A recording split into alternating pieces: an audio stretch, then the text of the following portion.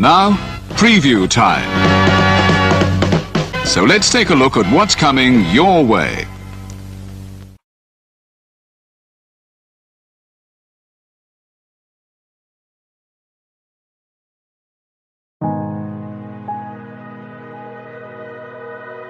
Gary Hebert, the man, the myth, the legend.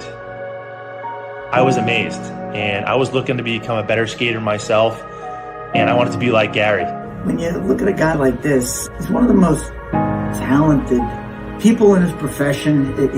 He's been given gifts by God. It can get frustrating at times when you're trying things that, that maybe don't come as quickly to you as other things. And, you never really felt that sense of frustration with Gary. It was always about improvement and positive reinforcement. Was it really the end? Was that head injury really the end? God has called Gary to continue to be a blessing to others and to be a passionate example. My name is Gary Hebert, and this is the World Academy of Hockey, otherwise known as the Inside Edge. I would recommend anybody that have a chance to come to his hockey school. I think it'd be well worth it. It'd be rewarding to all the kids and anyone he coaches, from whether it's an adult, a professional player, to a little kid like a Mike or a Squirt. Gary, from day one, has been instrumental to my hockey career. I started out as a potential Division III player, and Gary brought me single-handedly through high school and into a top Division I prospect. I owe it all to Gary, the biggest legend on and off ice there's ever been. Listen, watch, learn, be confident, and have faith. Those are the answers I was brought to. Yet, I only now am really learning how truly important those 5 things are. Through preparation, through appropriate thoughtfulness and thinking, we can learn to untie the typical knots between our ears that drive us into underachievement and underperformance. And lo and behold, we can learn, I think, to fulfill our God-given potential. Gary has the innate ability to make people not only better players, but better people. The life lessons they learn from Gary are incredible. You can always remember leaving that rink knowing as a player I got better, or I had something to improve on to get better. And I think that's what you excelled on as a coach, is giving us the knowledge to know what we needed to do to get better. There's coaches who know the game, but can you communicate and create passion in your kids and in your players? And Gary's able to do that. Gary's got great knowledge and the great hands, but more importantly, his ability to connect with people and care for them. His communication skills, to me, really stand out, separate him, and that's why he's one of the best, in the world. Gary's a legend. He's a special, special man.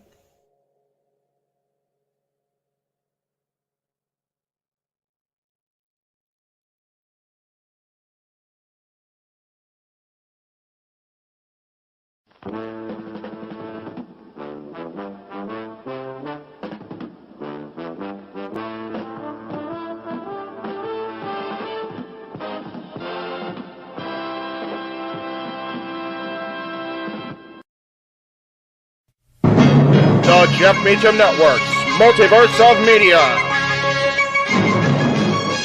For over 15 years, the recognized symbol of excellence and the standard bearer in coverage of sports and entertainment.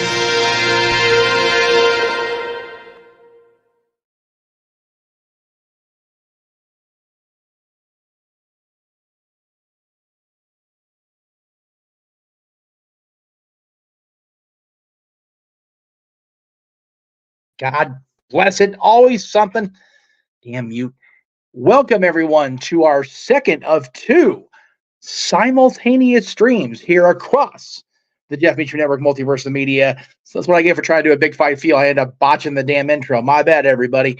Welcome, of course. I am the West Coast Professor, the man whose name is usually on the marquee, and I'm sure it'll be here momentarily. If I just go, woo, it'll be there, but not yet. Jeff Meacham here, joining me. Right, oh, there it is. Look at it. Say it and it shall appear. Say its name and it shall appear. Kind of like what we saw in the other show.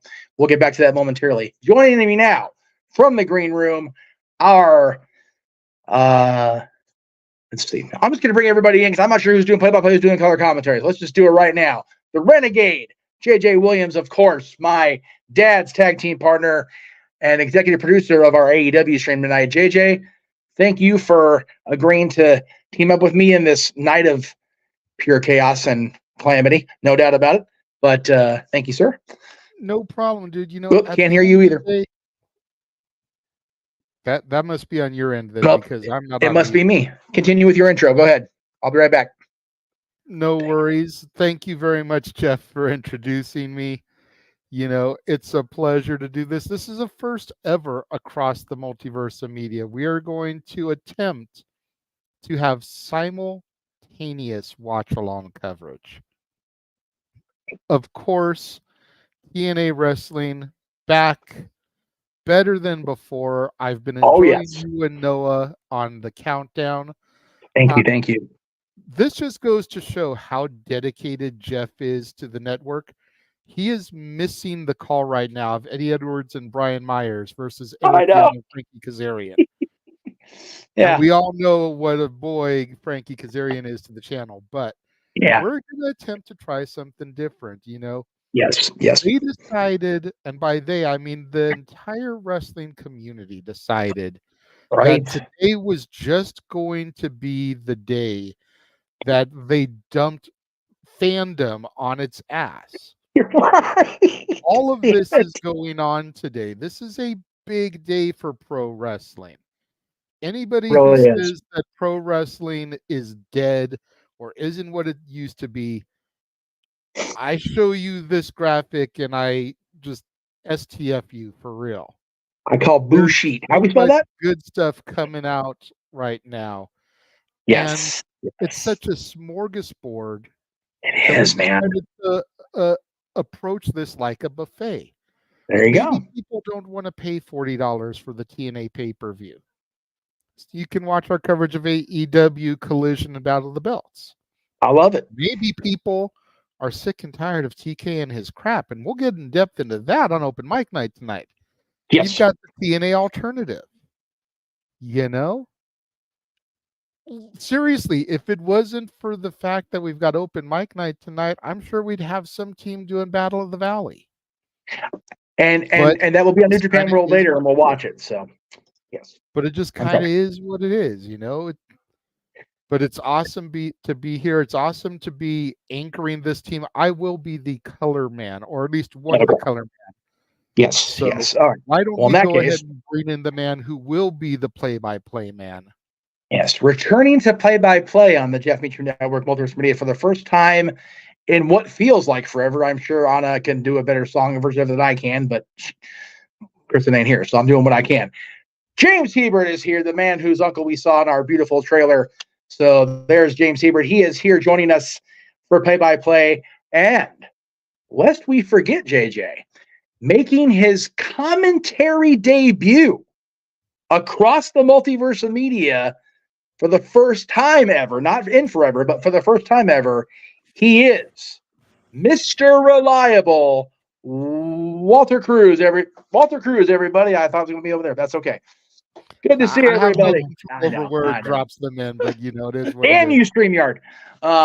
Gentlemen, you guys are calling JJ showed the graphic of what's happening on all fronts tonight. AEW's got a stacked lineup going out across TNT tonight. You guys are going to be providing the commentary for our wonderful multiverse fans. And again, I encourage you guys, not during Open Mic Night, second anniversary, highlight reel from this guy, hosted by Noah Foster later. Don't tune that shit out, for love of God. Not just one highlight reel. This man has sent me 13 videos. Jesus. 8 that are just marked highlights. 4 that are the albums. Oh no. Promos, and one that is simply entitled Noah Foster, A Dancing Fool. So all 13 of those clips will be ran throughout the course of Open Mic Night tonight. You guys have to go back to the TNA stream and tell him this now, right? No, you don't. No. I can't. No. Wait a minute now. Now, if someone from the chat that is watching this decides to go over there and put it on Oh, blast. you wrong for man. You put me in a spot here. Wait a minute now. Hey, we have to surprise him. He is the host with the most this evening, bro. Oh We my have goodness. got to surprise him. Oh. Where's Apparently, my stop James vote had clip? some tech issue. Our tech guy had a tech issue. That can't So be a good start. hopefully he will be back here momentarily. You know what? I feel confident enough about the AEW product that if I have to flip from color to play-by-play because something like this happens, There you go. I can handle it. Yes. You know, we got Daniel in the chat room who's pulling double duty. He's watching this on the Switch and you guys on the cell phone. Jesus. Well, thank you guys. There you go. One of the members only subscribers. Much appreciated. Thank you. Matt Thank in you. the house. Yes. We've already got 10 people watching. We only have 2 outputs that have nothing on it right now. Yeah, over on TNA we have the same amount as far as ratio. So that's awesome, man. Very cool. Yeah, it just goes to show, man, that the people are here for it. And it should be a very fun night. I mean, we got to give the people what they want, JJ, and what they want. What they want is our I can't hear you screaming. I'm here. Sorry, there you go. Wi-Fi issues. Yeah, a little bit. Yeah, a little bit. Sorry about that. Well, now that James is back, I'm going to go back into the TNA stream. But you guys have a wonderful call. We will reconvene at, God willing, 11 o'clock Eastern, 8 Pacific, and we'll get an open mic night, and we'll get into the anniversary shenanigans. Yes. So stay tuned, guys. I'll be back. Thank you very much, Jeff. Of course. Again, thank you for Where's my button? Here, I'll take you out. There we go. Thank you very much for popping in and giving us that big fight feel. Welcome everybody once again to the Jeff Meacham Network Multiversa Media, to our coverage of Collision and Battle of the Belts. James, welcome back to the fold. Thank you for joining us and doing the play-by-play for this. You said you wouldn't do TV shows, and here you are. Here I am doing a TV show. Doing To be Collision fair, and Battle of the Belts. But you know what? It was a necessary evil this time. Yes, yeah, it was a It just necessary kind of evil. was what it was. Yeah, we all kind of talked about it, and I'm sure you guys kind of went over this, but we thought, you know, and you mentioned this earlier, you know, it's such a smorgasbord this weekend that we figured we'd try to cover all the events that we can. I mean, we're going to be covering Battle of the Valley tomorrow on a watch-along because we can't tonight. And we're doing these two simultaneous, and we figured, you know what, it's a perfect segue into what Open Mic Night's going to be, which is a huge anniversary of what has been essentially a smorgasbord of professional wrestling. And, you know, I was looking forward to get my praises sung on the air, and then the fucking Wi-Fi got out. So I was like, I mean, it's going to be a good night, you know. To the thing that you put in the private chat, I just wanted to go address it on the air. The reason why I threw that in there, for being 100% transparent, is because I didn't think we'd have enough time throughout the watch along to air a 3-minute trailer. So throw it in there at the top of the show, because all the other trailers are like 2 minutes and under. Dude, honestly, that's fair enough, man. But I appreciate you doing that for us. And it extended it to where it was just over 5 minutes, or right at the 5-minute mark, which is the danger mark. So if we came right on dropping F-bombs, we hit that 5-minute threshold, baby. Yay! So it worked out that way too. And you know, with you on the microphone tonight, we need that buffer. Yeah, we do need that buffer. You're damn right. You're damn right. I mean, Walter and I are just as bad as each other. Dude, we swear like sailors when we're on the air, bro. We did watch parties way back when those were a thing, and dude, you're in for a treat tonight, dude. I'm just saying I know. and then Walter, tonight marks your commentary debut on the Jeff Meacham Network Multiversa Media. Are you excited? Are you nervous? Like, what's going through your head right now, brother? I'm excited. I'm ready to get into it. It's always great to be part of the first of something.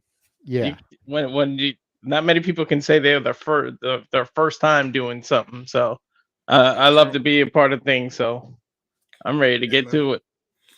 It's gonna be a fun night, man. It's gonna be a fun evening. I think all Absolutely. across the board. I think. Sam, I hate to tell you that this is not the TNA stream.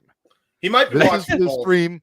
This is the stream for AEW Collision and Battle of the Belts. So if you're trying to find the Jeff stream for TNA, you need to go to the other stream. Okay.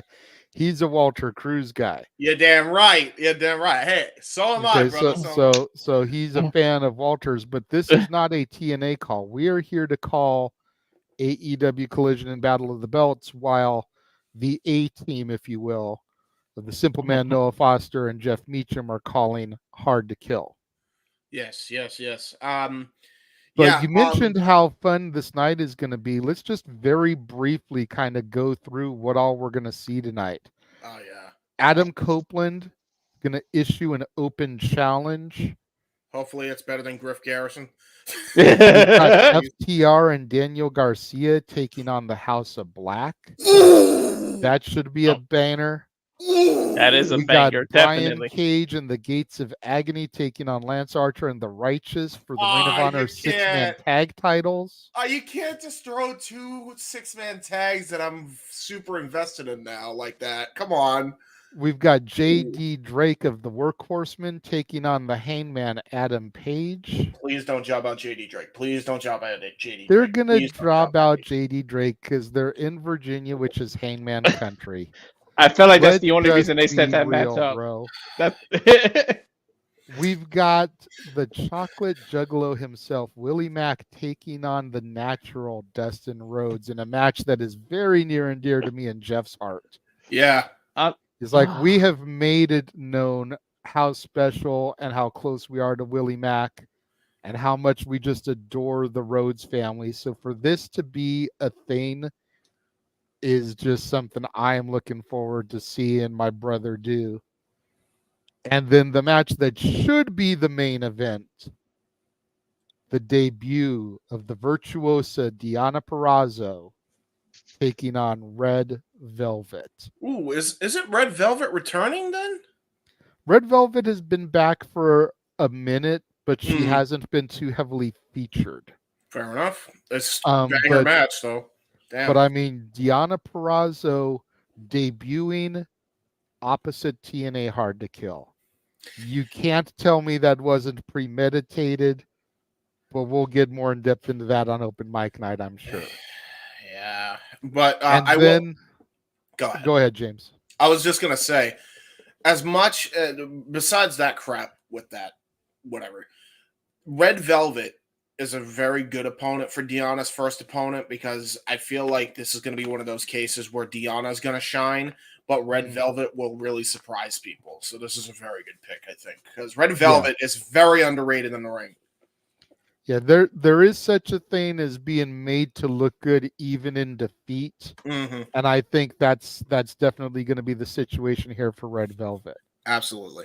And then we go to Battle of the Belts, and the International Championship will be on the line as Orange Cassidy defends against Preston Vance. Oh, wow. The juice. We've then got the TBS Championship, Julia Hart defending against Anna Jay. And I'm sure the main event, Ricky Starks and Big Bill will be defending against Chris Jericho and Sammy Guevara. Sex Gods versus what the hell do we call Ricky Starks and Big Bill for a team name? Give us ideas. Former tag team champions. You don't think they're keeping because you saw, those of you that are in the chat, you guys saw me lay out my scenario. You know, Steen and Darby are undefeated, and it looks like Steen's final match is now going to be against the Young Bucks. At Wrestle Dream, the Young Bucks won a match that guaranteed them a title shot anytime, any place. They put those shots up on the line at full gear against Jericho and Kenny Omega and lost him. Omega is now out with an injury. This is Jericho's match, essentially, for the titles. The Sex Gods instead of Jericho and Omega. So you have Jericho and Sammy dethrone Ricky and Big Bill here. And we finally get a title change on Battle of the Belts for the first time in like 7 episodes. Sammy Guevara is pretty much this generation's Big Show with the heel face turns. Well, then to be you've fair, got Jericho and Sammy versus the Young Bucks. Yep. Because the Bucks are going to want their rematch. Mm. The Bucks get the belts and then have them in the match against Steen and Darby. Mm. I don't like it. I feel the same way about the Bucks as James does. Maybe a little bit worse because I actually saw them come up. Being a Cali I feel native. the same way. But like, that's the only way any of this makes sense to me. And yeah, it's hot potatoing the tag team titles like they did the TNT title for a minute. But if we can get to where Steen and Darby defeat the Bucks in Steen's final match, and then Steen can retire a champion, TK put the belts up in a tournament, which he loves running about 75 tournaments a year anyway. Mm-hmm. I'm just saying. And that will be a it's a round win-win robin for too. everybody. That'll be a round robin too. Don't tempt him.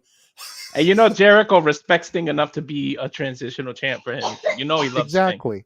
Sting. Yeah. And I'm sure the Bucks, as much as we give them crap, for the Bucks to job to Steen in his last match, I'm sure they've got no problem with that because realistically, what do they gain by beating him? Whether I like it or not, they are arguably one of the greatest tag teams of the 21st century. So what do they gain by beating Steen? Nothing. Absolutely. You might get a whole arena screaming F the Bucks, but actually saying the word if that happened. Yeah. So, I mean, again, we've got so much good stuff in store here this evening. I'm curious to see how it all plays out. Yeah, we'll see. I'm here for the Deonna Purrazzo match. I'm here for the Willie Mack match. Like, those are my 2 matches that I'm looking most forward to. I'm there for that and the trios matches they booked tonight. I was very surprised they actually got a couple trios matches that I'm very interested in. I still don't know a whole lot about the Righteous. I've seen them a little bit. They kind of remind me of like the Wyatt family meet the Schism. Yeah. So I'm a little bit kind of like, I don't know about these guys, but they're pretty I'm kind good. of over Brian Cage and the Gates of Agony as the 6-man tag champions. Like, I wouldn't be opposed to moving the titles. I wouldn't be either, but I'm not. At the same time, who else do you have on the Ring of Honor side of things that can carry those belts? You don't really have much. I like Mark Briscoe and the Hardys, maybe. After what we've seen recently. Maybe, but to be honest with you, why not go with Mark? I don't know why they're doing it a random makeshift with Hardys and Briscoe when they could just do FTR and Mark Briscoe. That seems like a way more natural fit considering the history between those 2 teams. I'm just saying. I see your point, but according to the Hardys in their promo on Rampage, every time they fought the Briscoes always brought it out of them. So it's very much a similar that is fair. respect type of thing there as it would be with FTR. Well, I mean, you're they can't welcome, get the tag Sam. strap. So, yeah, you're and fine. We appreciate the fact that you're going to stick around. Hook is getting his title shot on Dynamite next week, not tonight. And again, that's something that's going to be talked about on Open Mic Night as well. The way Tony Khan went off about Jinder Mahal being off TV, losing every match, getting a title shot. Oh, yeah. And then here's Hook getting a title shot the exact same week. And TK tried to defend his 28-1 record or whatever it is. To be fair, there is valid points. He just went about them in the wrong way, as Tony do. Yeah, I was going to say he always goes about them in the wrong way, because when he got called out about the Abaddon thing and how she hadn't been on for 2 years, came Dude. back, won a fatal 4-way, got a title shot. He's all like, well, yeah, but she actually competed in a match to determine a contender. It's like, but she was gone for 2 years and immediately got a title shot. Yeah, it's Didn't really matter if she different. actually won a match to get it. She was gone for 2 years and got a title shot. I will say, at least it's the TBS title and not the world title. I think a lot of people kind of jumped on Tony a little bit for that. Maybe that's why he got defensive. Maybe. We'll get into it on open mic night, but yeah, Definitely. Walter, I saw you raise your hand. What's up, brother? There's an old saying. There's an old saying: "To strike when the iron's hot." Rock just put Ginger back into the spotlight. Why not take advantage of it?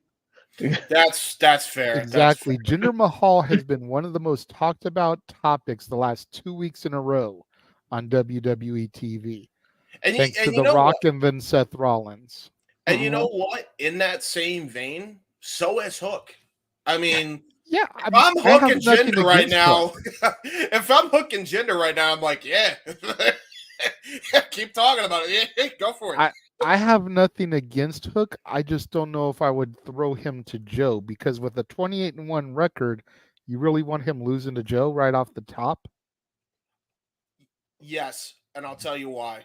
Him losing could channel a different side of Hook we're not seeing, and that could be a long-term program if things go well in that match.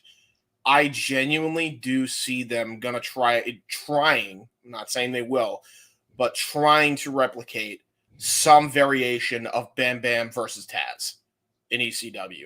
I think this is, if things go right in that match, I could see that being the match, like a trilogy of matches between Hook and Joe. And it makes sense when you really think about it. Who better to put a young upstart and Hook up with than Joe? You know what I mean? Right. Like that's so good. That to me is like, yeah, that's a no-brainer, especially when Taz has history with both men.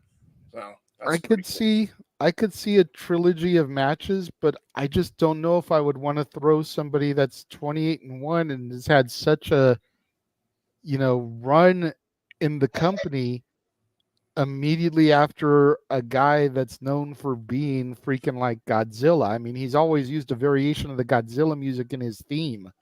Like, he is a beast. Yes, but so is Bam Bam, though.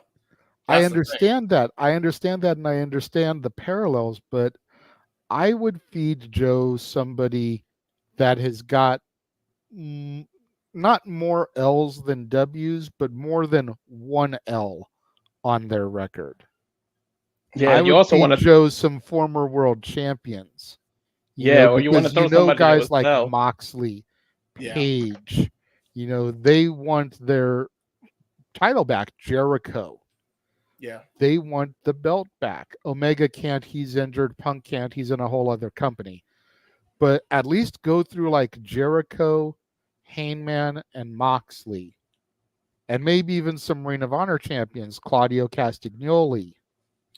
I think throw Jeff Jarrett in there, former NWA, WCW world champion. Let Joe run through some of these guys. Yeah. And then start bringing in, your Jay Whites, your Juice Robinsons when he comes back, your Darby Allens. Yeah. Then you can build up to a guy like Hook, who all the while is still going on a huge run streak. And even with that one L, if come the time they meet, they can be like, well, Hook is 20-0 in his last matches. Okay, this kid's on a hot streak. Is he going to be the guy to dethrone Joe? I think after Joe crushed all these other huge former champions, I think that builds more intrigue. Everyone knows Joe's not going to lose the belt in his first defense. I will say, just wait and see what they do, because something tells me we're about to see a full repeat of Taz Bam Bam. I could see Hook going through the ring, and that's how Joe wins by TKO, like that. Like something crazy, some crazy dumb shit like that. goes on, and that's how he gets the dub. That's how they can get out of that hole. Hook still loses, but he looks fucking strong because, guy just got put through a ring or a ramp or something, right? And then you can do a thing where Hook builds himself up again, and Joe goes on the run, like you said, and then you could do this whole thing where, Joe is this unbeatable champion. While, meanwhile, what I would do with Hook is not only has he defended the FTW title even more so than he has before, but now he just won the Ring of Honor Pure Championship because, to your point, I think him working with Ring of Honor Pure champions, technical wizards like, Josh Woods, Zack Sabre Jr., Tony Nese, people like that will really help him kind of get into the department of getting better in-ring psychology, especially with technicians like that. Dax Harwood versus Hook would be a really good match, stuff like that. Builds up his repertoire in the Pure division and in the FTW side of things, and then, leads into, going after Joe for the World Championship. That could be a really good way to do it. I'm just saying. I hear you. I also wouldn't mind seeing Hook go after the Ring of Honor TV title, the same belt that Joe laid down to get the shot at the world title. True, yeah. And kind of repeat Joe's process to the title. Yeah, make it option C, yeah. Let's see that. You need someone that's AEW's equivalent to like how Dolph Ziggler was in WWE. You need someone that's going to make the champ look good. It's going to sell the hell out of everything. And we know as fans that's not going to win, but it makes Joe look good. You need to throw a few people like that, the equivalent to like AEW's equivalent to him, to JJ's point, before you just throw Hook, who's 28-1 at him. Him and Darby that's my number one candidate because that guy. I mean, he doesn't even just sell. I would call him the Mick Foley of AEW. Jesus Christ! Did you see that last freaking bump that he took? Stevie Richards was all about it. Like, I know they're kind of like boys, but let me get Hook versus Orange Cassidy for the international championship. Yeah, that would. And maybe let Hook get the international championship off of Orange Cassidy. There's no love lost there because they're kind of running buddies. I wouldn't say friends, but they're cool with each other. And then that can be like the next step, and like just literally let Hook climb the ladder. Then he can go after the Ring of Honor TV or the Pure title. Then he can go after the TNT title and just kind of stagger back and forth between AEW and Ring of Honor until he's ready to go after Joe. That's fair. Real quick, I just want to say, for anybody that's watching both streams or one or the other, you can watch both. Put both of our windows on the screen and give us the view hours. That's great. That's great for us. Just saying that before we go on the air here. So here we go. It's 2024. We got a lot of options. You can have TV screens, PlayStation, Switches. You got ways you can watch more than one stream. Exactly. Absolutely. Exactly. And I've got Jeff and Noah on my television. I've got our screen that we're doing the call on right here in the bottom of my TV, my laptop, and then I've obviously got the camera right here so I can do the calls. So, amen. We are about to be on the air in literally in seconds here, ladies and gentlemen. I was going to say, speaking of Godzilla, freaking commercial for Godzilla versus Kong there before we go into this. Yeah, we're talking about that. Oh my goodness. Here we go. All right, ladies and gentlemen. It's time. This is going to be epic, dude. Freaking Perazo versus Red Velvet. It's going to be a good freaking match, man. They couldn't have picked a better opponent. I hope it's not a job match, too, because I'm really looking forward to seeing both of them, tear it up tonight. And with that, ladies and gentlemen, the intro is running. It's Saturday, and you know what that means. Welcome to the Jeff Meacham Network Multiverse of Media's coverage of AEW Collision Battle of the Belts. I am, of course, your play-by-play man for the evening, James Hebert, and of course with me on the call, my color guys, the Renegade JJ Williams, the reliable one Walter Cruz. How are you gentlemen doing tonight? Go ahead, Walter. I'm doing well. First time doing commentating with you guys. Looking forward to it. We got a hell of a lineup that we're going to see Collision and then leading the Battle of the Belt. So we'll see what AEW can deliver. Amen. And I am doing well, man. I'm excited for this. I'm not just excited for the show because Tony Khan really seems to have stacked both of these broadcasts for the evening, but I'm stoked for the fact that this is our first watch-along simulcast across the multiverse of media. Amen. We have got Jeff and Noah doing the call for Hard to Kill. We're here doing this call for AEW.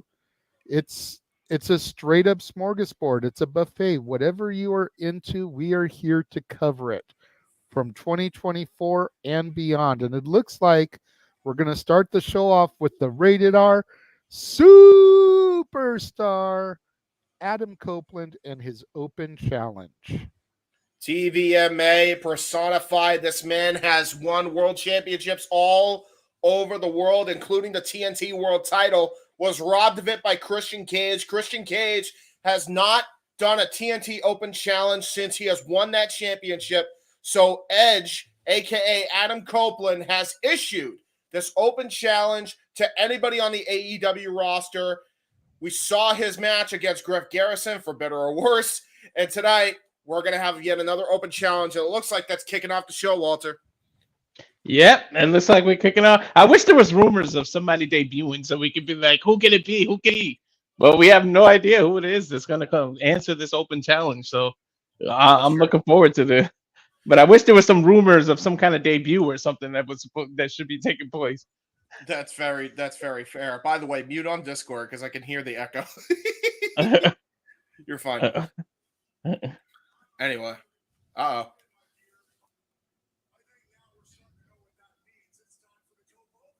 The Cope Open. The Cope Open? Is that what he calls it, JJ? Yeah. Apparently so, yeah. Oh my God, I love it. I mean, it's hard to come up with catchy stuff when you're using your real name. That is fair. I like the Cope Open though. That's pretty. That's clever. I like that. Ooh. Oh. Okay. Okay. Okay. This is a lot better than Griff Garrison. I like this shit.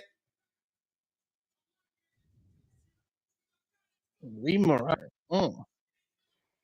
That I wasn't expecting that at all. Yeah, not at all. So we got Lee Moriarty accepting the challenge here that Adam Copeland has laid out. I love this. I love this little matchup here. Okay.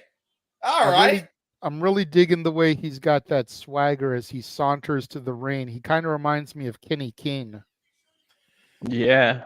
I'll tell you right now, he's like leaps and bounds better than Kenny King. Like I'm just talking about as far as his attitude. I've seen Moriarty wrestle before, but his demeanor, the way he carries himself to the ring, very much reminds me of Kenny King.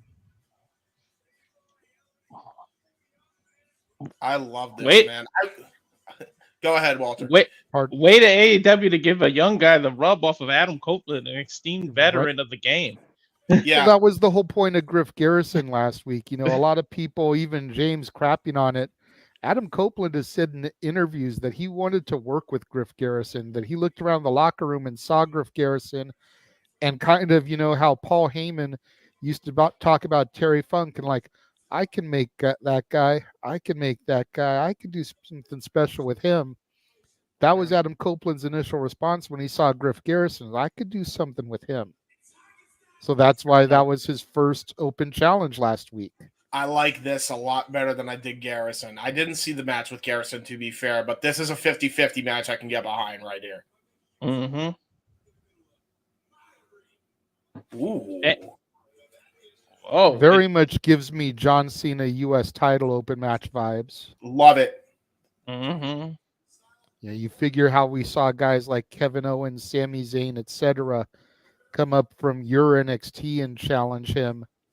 This is very much the same type of vibe that I'm getting. I'm also getting the Kurt Angle John Cena vibe when he debuted. It's like, yeah, man. You, and Angle's like ruthless aggression. Bell Reigns. Here we go, ladies and gentlemen. The festivities are on. The simulcast is officially upon us. Collar and elbow type started off, and We got Edge trying to go for an looks like a hammer lock here and got reversed here by Lee Moriarty. We noticed that there's a kinesio tape as well, JJ, on the shoulder of Lee Moriarty. Do we know anything about the recent injury that it may have been caused by? I do not. Lee Moriarty does not wrestle a lot on AEW TV. It could be something that he obtained in Ring of Honor television, which I don't watch on a weekly basis. Fair enough. Well, either way, I mean, whether it's Ring of Honor's Indies, maybe he got an injury in MLW, we noticed that there's kinesio tape and heavy kinesio tape at that, not just a little strap here, strap there. We're talking a huge bullseye for an Ultimate Opportunist to absolutely seek his teeth into. As Lee gets a head scissor on Adam. Yeah, it's a really good head scissor as well. Look at the way he's got a grapevine around his head. Mm-hmm. Ooh, great maneuvering out there, though, by Edge going into the side headlock here. Maintaining that control. Still kind of the feeling out process here. Adam Copeland not really knowing what to expect from Lee Moriarty. Ooh. And as we watch this, remind you, Adam is close to 50 years old. Look at this guy. Ooh. Yeah. Yeah, but there it is. Experience is the virtue of winning matches, and you just saw it there. Edge saw the kinesio tape. He used his Ultimate Opportunist mentality, and he shoulder checked him right into that turnbuckle. And now he's just slaying in those forearms. He was just slaying right hands earlier. He's really trying to create another injury point in the jaw there. It may be experience in winning matches there, James, but it also got to figure the weakness in your body for all those years. You know, that experience doesn't come without a cost. And Adam Copeland's been doing this for close to 30 years. You know, we know about his neck injuries. We know about all his surgeries in the past. You know, Lee Moriarty can definitely try to take advantage and manipulate those situations as well. Oh, yeah. Plus, he's got Shane Taylor on the outside. Adam Copeland has got no ringside assistance, no running buddies here. Nice missile drop of it. Yeah, that was awesome. So Copeland's got to keep his eyes peeled on Shane Taylor and make sure he doesn't try to get more involved than he already is at ringside.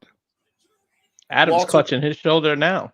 Yeah, I was about to say, Walter, if you have a kinesio tape injury like that, is that what your strategy would be, is to target that same body part that's hurt on your body?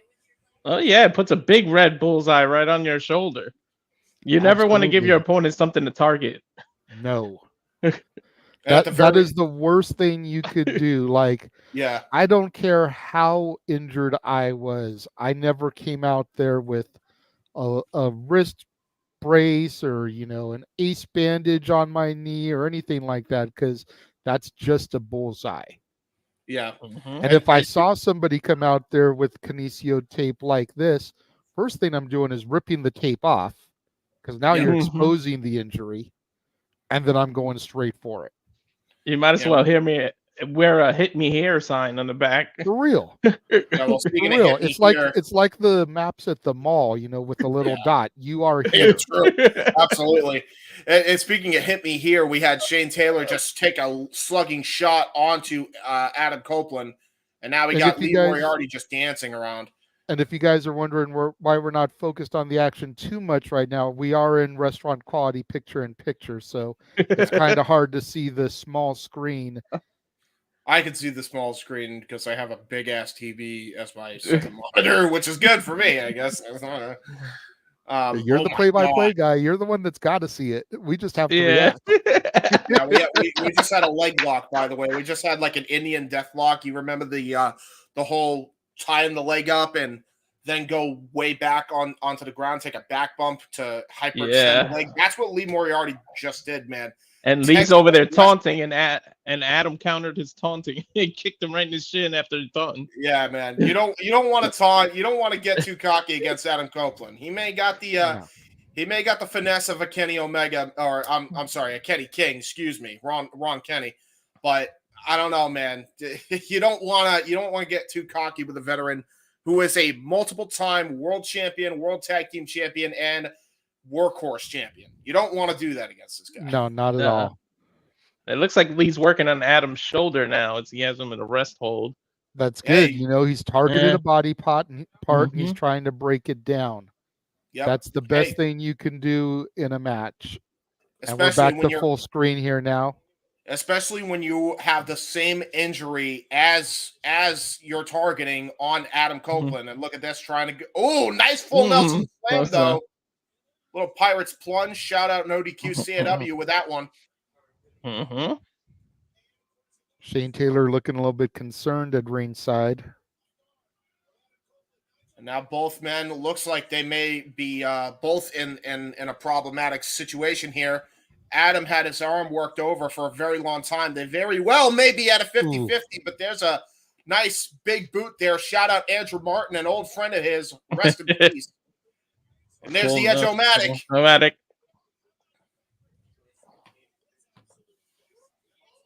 Look like Edge might be. Oh, I thought he was going to back up wanting the spear, but no, he went for the. Going for the Impaler, but it got countered. Yeah, trying to go for that execution. Into the Edge-O-Matic again. And a kick out at 2 there by Lee Moriarty, but look at how he's clutching the neck of his and his shoulder. That's got to be in excruciating pain to kick out with that shoulder right now. Absolutely. I mean, those last 2 moves delivered by Adam Copeland very much targeted that area. Copeland climbing the ropes. How often do you see that? Not at all. For those of you that are wondering about Hard to Kill, the women's X Division or Ultimate X match is currently going on. By the way, that was a Ricky Steamboat-like arm drag from the middle rope from Brett's rope. Jesus. Right onto the shoulder again, the injured shoulder of Lee. Yeah, man. I want to see that again in the replay. There's a cover. There's 2 and a kick out. No, not enough. Oh, wow. Look at that. Into the rings of Saturn, almost like a half crossface. That's brilliant maneuvering there by Lee Moriarty. That was a beautiful transition. That's actually my old finisher, the Rings of Saturn with the crossface. I called it solitary confinement. It's such it is a really good finishing maneuver here. Great submission here. Could he get Edge to tap out here? Again, he's been working on the shoulder for a long while here. But he has, and it's hyper extended there in that submission. Look at that Edge able to get to the ropes, though. Adam. I'll still call him Edge and Adam, all right? I'll just call him the Edge of AEW. How about that? There we go. There we go. AEW now getting stomped on his shoulder. It is a hard habit to break. I mean, the dude was in WWE for what, like 25 years as Edge, and all of a sudden in like 3 months we're supposed to condition ourselves to call him Adam Copeland. I don't know why they just call him the Edge Adam Copeland. Then we can call him. I never stopped calling TNA, and now look what happened. That is true. That could happen. Let's not jinx ourselves. Now look at that. Again, by the way, chop block there onto the knee of Lee Moriarty, which lands him right on that top turnbuckle. And there's Edge now. Just clubbing blows to that target. Yep. Big bullseye for Adam Copeland right now as he's trying to get him onto the top rope. Oh, no. Oh, no. Going for an exploder. Follow-away slam. Follow-away slam. Boom. And again, right on that same injured shoulder. But what did that do to Adam Copeland, too, coming down? Because he landed on that shoulder that Lee Moriarty's been targeting. I was about to say, he's been targeting Edge's shoulder, so they both might be hurt after that one. He might be setting up for the spear. We know, I was going to say, he's back in that corner. You know what he's going to go for from here. Yeah, but here's the problem. Shane Taylor Promotions with the distraction. There's a haluva kick, a jumping haluva kick by Lee Moriarty. That could be all she wrote. Adam Copeland might be out. Remember the history of concussions. But Lee taking too long to get to the rope top. It looked like he wants to go to the top rope, or is he going to? Okay. Trying to go for a phenomenal forearm attempt, but got countered. And now look at that spear to Shane Taylor, and that interference is out of the question, but there's a suicide dive by Lee Moriarty. And that might be exactly what Moriarty needed. Adam Copeland took his eyes off him for just enough to deliver that spear to Shane Taylor. Oh, what a great counter. Trying to go for a salt of the earth. Fujiwara armbar, but again. Crossface. Oh, Rings of Saturn. A great counter. There's no way Edge was going to be able to out-submission a submissions expert like this. I don't care how long he's been in the game. Lee Moriarty, he knew exactly what he needed to do to counter that, and Edge knew that as well, and now they're just trading shots back and forth. Oh, my God. And how much does his shoulder go into play where he couldn't hold that move for as tight as he normally could?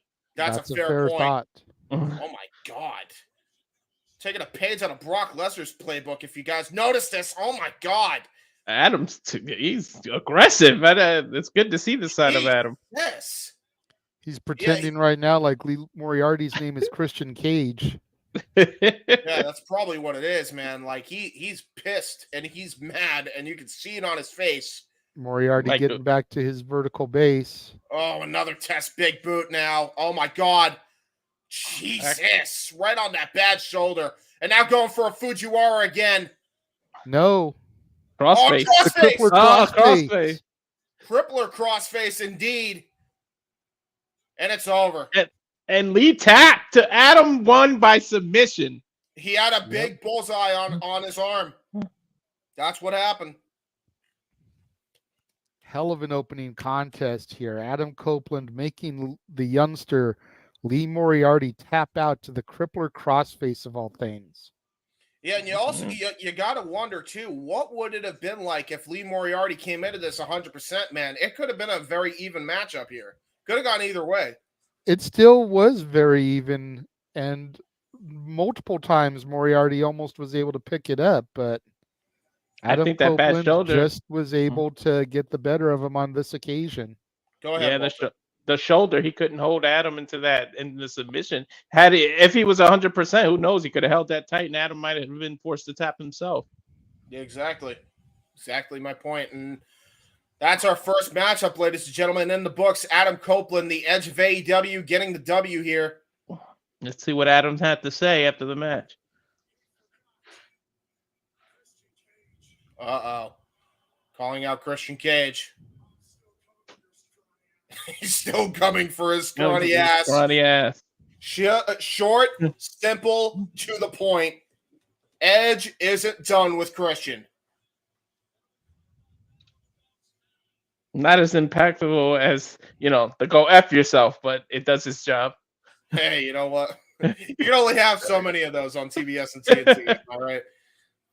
Oh, I gotta say, with the camera shots we're getting now, the crowd's pretty full for Collision. Yeah, very true. Very true. And by the way, we'll take a look at what happened last Saturday, where FTR went up against the House of Black, got the win with Daniel Garcia, but the House of Black was not finished by a long shot.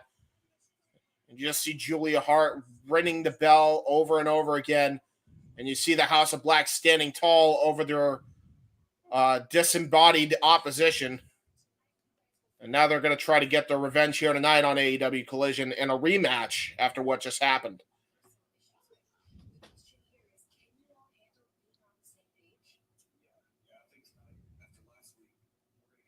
I'm so glad to see this change in the booking of Daniel Garcia, man. Yeah, got him away from the JAS, getting him back to more of a serious wrestler. He can still do his little woo dance and pop a crowd, but getting back more into the technical Daniel Garcia that the BCC really wanted to try and recruit. Yeah.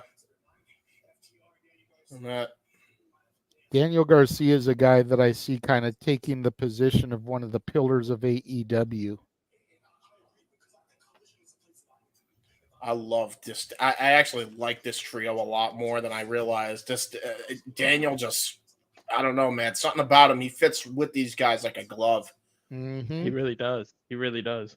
That's why I wasn't so mad about the Mark Briscoe Hardy's thing, because Garcia is kind of like the young boy here being mentored by FTR. That's a great tag team to be mentored by. And by the way, speaking of tag team championships, Ring of Honor 6-man tag team title match up next. The Righteous with Lance Archer taking on the Gates of Agony up next. And with that, we are on break. Hi, guys. And while we are on full commercial, we will take an opportunity to take a quick 40-second commercial ourselves. and we will show you where you can find and follow all the friends of the multiverse of media. So get your screenshotters ready, and here we go.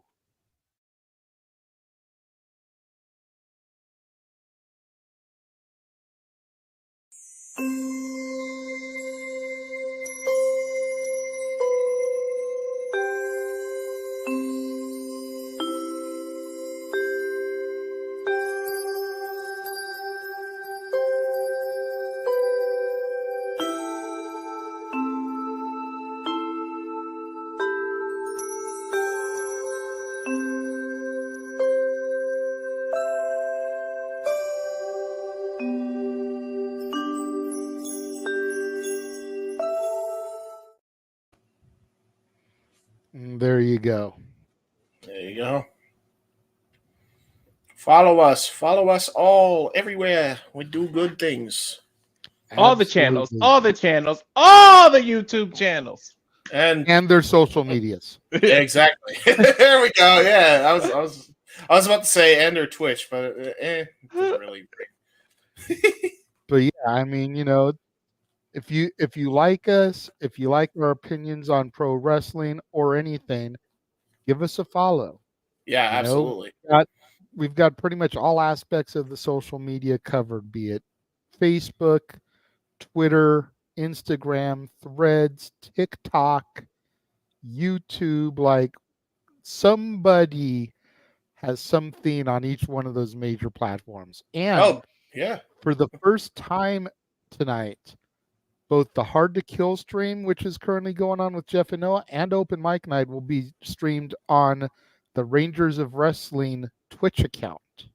There you go. There you go. Now we've expanded to Twitch, courtesy of our lovely correspondent Attila, who is at Hard to Kill. Yeah, and she's having a ball, I'm sure, right now with those matches going on, man. Oh yeah, she messaged earlier that she bumped into a bunch of the guys who were like trying to get food, and she started marking out, but made sure that she didn't like interrupt them. Yeah, she saw Eddie Edwards, Trey Miguel, and Lance Storm was right in front of her. Yeah, man, that was me when I ran into the I ran into the Briscoe brothers at a pizza shop for a Ring of Honor show, man. Bro, they are like, I don't know what your experience was like with them, JJ, because I know you said it wasn't exactly the greatest, but man. Oh, by the way, we got Jericho and Sammy about to cut a promo, but those guys, yeah, Les Sex Gods, but those guys are as advertised. What you see on TV is exactly how they are in real life, man. They are just high-strung, good old boys that absolutely was loving the fan interaction, man. Like they didn't even pay anybody for anything. They were just like, yeah, man, we're getting pizza just like the rest of you. Sammy Guevara, Mr. Flip Flop himself. I never really got to meet them because they were always no-showing the bookings that they were supposed to be at. That's part of why me and Jeff soured on him so much. It was like, well, hell, you don't want to be here. We don't give a damn if you are here. Yeah, it's fair. Absolutely. The streets giveth and the streets take it away, and apparently it might be a street fight.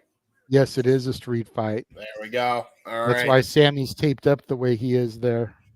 That's fair. I will say, as much as Sammy has been flip-flopped, I think the flip-flop is going to stop for a very long while, considering he's pretty much a number one babyface now ever since the announcement of the baby, of Tay Mello's baby.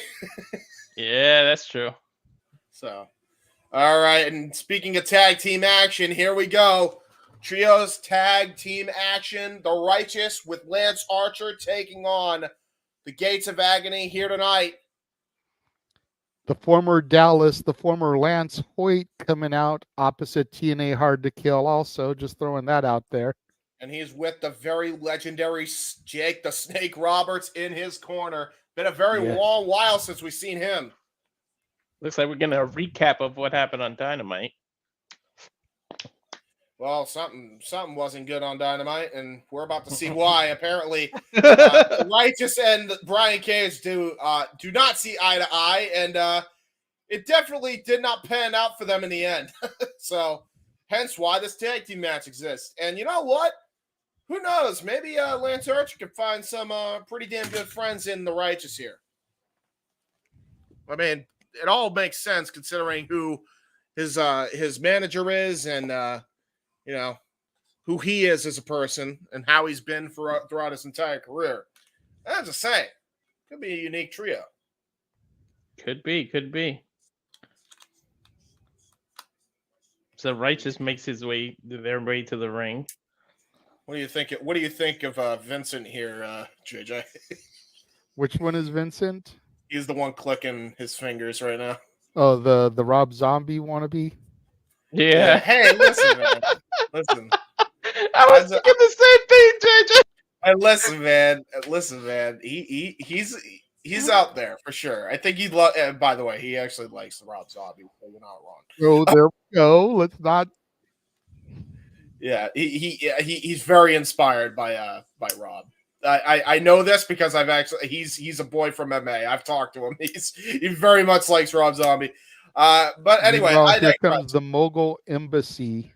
Yeah, absolutely on a rough shot streak right now. These three men individually for the 6-man tag team championships have been undefeated when those titles are on the line. And you got to think their leader, Swerve Strickland, on a roll of his own right, even though he may not possess a championship, he very well may have one soon if they play their cards right. Swerve Strickland on a roll himself. I definitely wouldn't mind Swerve. I wouldn't mind Swerve being the one to dethrone Joe, but let's not get ahead of ourselves. Exactly. Yeah, and regardless, it's not going to happen soon. Joe is not a transitional champion. Joe is going to have that belt until All Out minimum. Uh-oh. He got to be a monster. I will say before we even begin here, we talked about kinesio tape earlier. Look at the amount of kinesio tape on Brian Cage's back right now, man. That does not look good. I didn't even notice it till just now. Yeah. Yeah, he is hurt. And by the way, I saw a little bit past the kinesio tape. There was some bruising on the back of his shoulder. So he's really hurt. You can see it right there, by the way. Big bullseye on a big man. Yeah, and you bet your bottom dollar that Lance Archer, the Murder Hawk monster, he's going to make that a primary target as well. Oh, yeah. You mentioned the Murder Hawk monster. Over on the Hard to Kill coverage, we've got their version of the Frankenstein monster, PCO, going up against Dirty Dango right now for anyone interested. Absolutely. Huge suplex there by Brian Cage. Great suplex there. Brian Cage, despite the kinesio tape, definitely not affecting his strength right now, I'll tell you that. Uh-oh, and speaking of strength, there's the agility of Brian Cage. Oh, my God, he's going for a 619. You got to be kidding me. That's a big man doing that.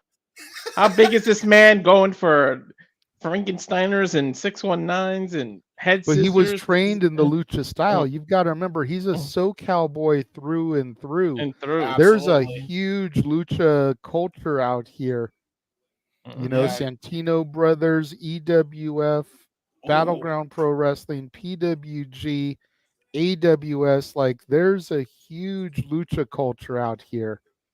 And when you're wrestling with those guys, you're going to pick up that style.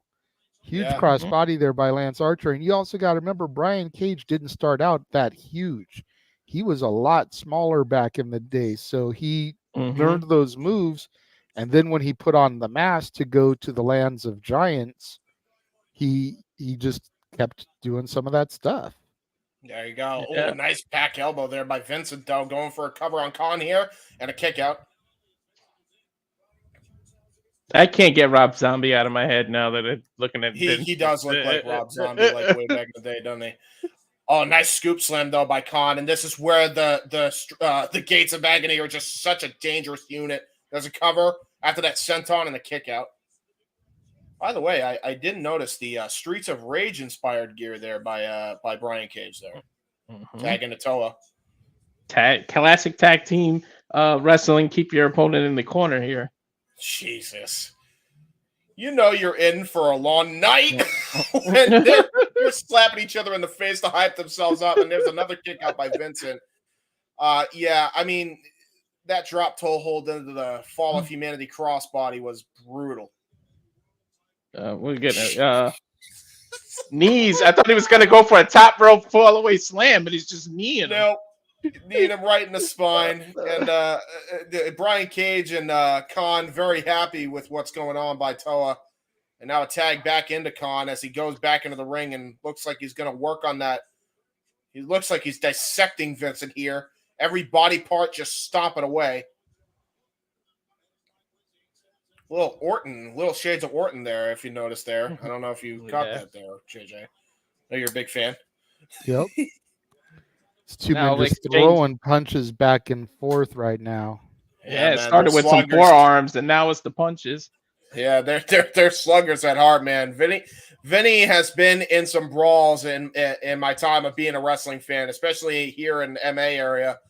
He is he does not shy away from a fight. I think there was a blind tag. I'm not sure. Did he just knee him, or did he tag himself in? He definitely tagged himself in, and now it looks like we got Bishop Khan, and now look at that. We got Dutch in the ring. Dutch is just hammering away on the big one on Toa, and we got Lance Archer going after Brian Cage. It's absolutely breaking down here. The referee's got his hands to full. get control, but unable to as we go to restaurant quality picture-in-picture. Yeah, I mean, good luck trying to get these two monster teams under control. Jesus Christ! The ref definitely has to earn this paycheck tonight. Yep, absolutely. Really quickly, going back to Brian Cage and his size. I know this isn't the greatest angle, but keep in mind this picture was 13 years ago. Look at the screen. Yeah, man, he was like that's a tiny dude compared to what we see now. Yeah, and even then he was big.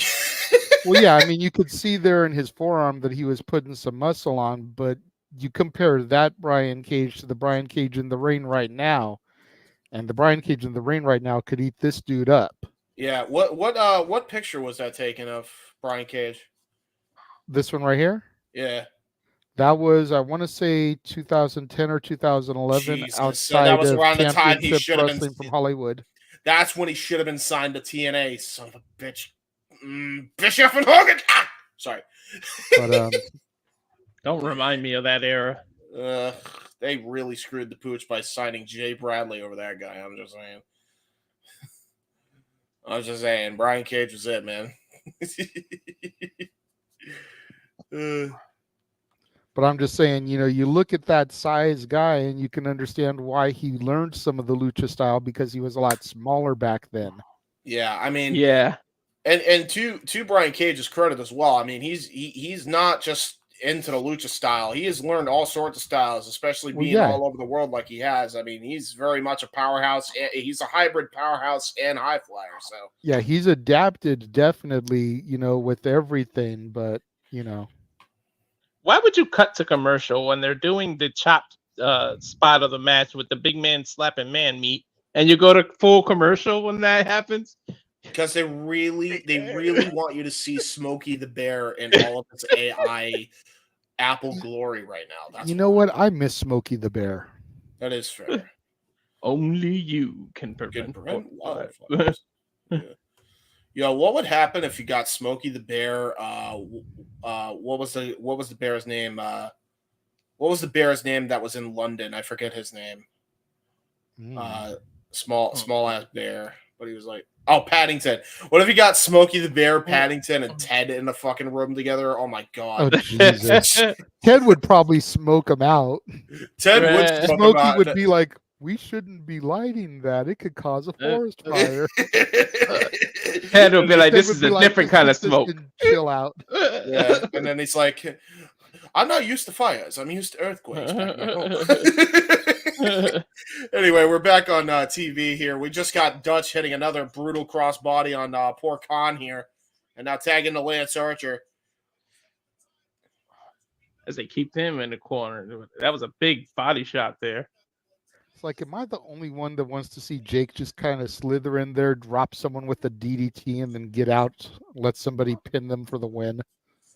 Can we make that happen? He does try, and then Lance Archer stops him. I don't know if it's because he doesn't want the glory stolen from him, or if it's because he actually cares about his freaking well-being to not try and do that right now at his age.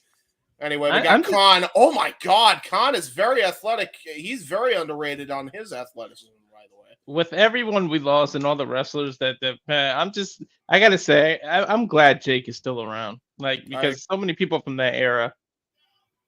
Yeah, honestly, and the fact that he's with his wife as well, again, after so many years apart, man, he really turned his life around. What a great choke slam, by the way, by Lance Archer, and now going for a choke slam on Brian Cage. And Cage there's a Death Belt driver. Uh-oh. Trying to go for a Russian leg sweep. Got it. Great maneuvering there by, oh my God. Samoan drop. Samoan drop. Yeah. This is that spot where everybody hits their finishers and signature moves. Yeah. Black hole slam. There's a boss man slam. You got to love the winds of change by Dutch here. And Dutch stands alone in the middle here. Yeah, Dutch is a big boy. Oh my God, he's going for a suicide dive. You got to be kidding me. Oh my God, cannonball! Cannonball! Hey, he did way better than freaking Top Dollar did, who was on the other station and absolutely stunk out the joint before Joe Hendry saved it, by the way. Anyway, take a look at the replay here. Great. By the way, Steve Reich. They never say dive into the shallow end of the pool, but I think in this instance, it was the best thing for business. Yes. What are we setting we up don't here? want to see him try and jump that far. Uh-oh, trying to go for everybody dies. Here's Jake. Jake hitting forearm to Prince Nana. And the crowd goes absolutely wild. Looks like it'll be a minute before Nana swerves when he drives once again. Oh, absolutely. He should have swerved that punch. He swerved all the way to hell, I'll tell you that right now. Uh-oh, gut wrench power bomb. Boom! Dr. Bomb into a diving headbutt right over the head. Fits into the cover. There's one. There's two. And Brian Cage in the very nick of time just broke it up. Man, I thought they had it right there. That should have been I it. thought so too. Oh, geez. There's a helicoaster there by Lance Archer. And now Dutch. Dutch setting up something here. Dutch getting pulled out of the ring. Oh, now look at that. There's a cravat lock there by Vincent, but got countered. Is that a guillotine? Is he putting him in the guillotine? Yeah, he does have him in the guillotine. Oh, my God. He's got it stitched in there, too. Oh, Jesus. Oh, my God. Toa with the pounds. Period. Oh, no. Double team here. And that should be it. 1, 2. Wow. Oh! Mixed it up at the last minute. Here we go. I think all 6 men are about to get in the ring again. Oh, nice jumping high knee there by Brian Cage into a running, slinging neck breaker there. Shades of Curtis Axel. I haven't seen that move in a long time. Dutch trying to make his way back in the ring, but gets knocked off the apron. Now we got, oh no. What the hell is going on here? What are they going for?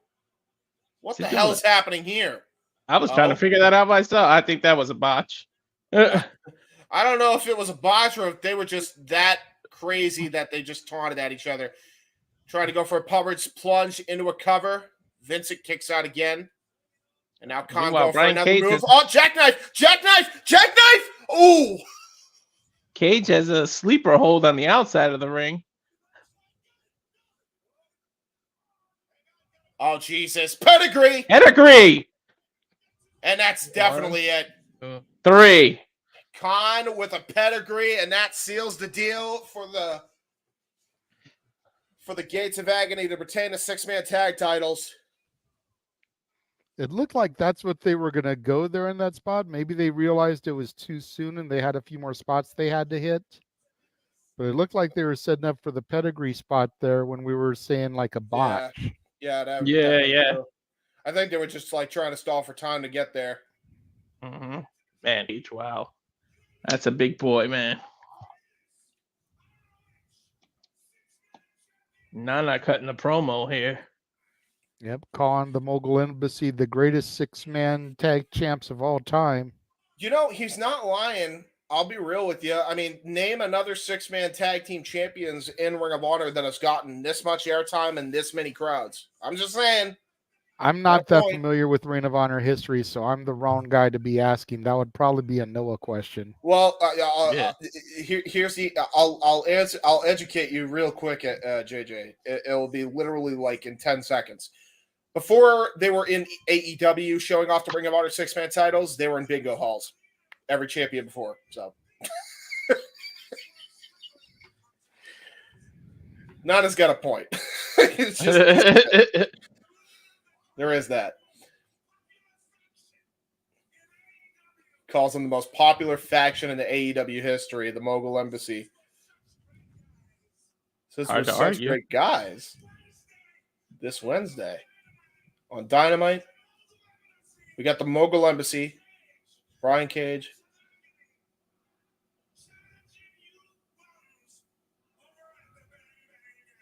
Oh boy, we got Bullet Club Gold taking on the Gates of Agony, the Bang Bang Gang versus the Gates of Agony for the Ring of Honor 6-man tag titles.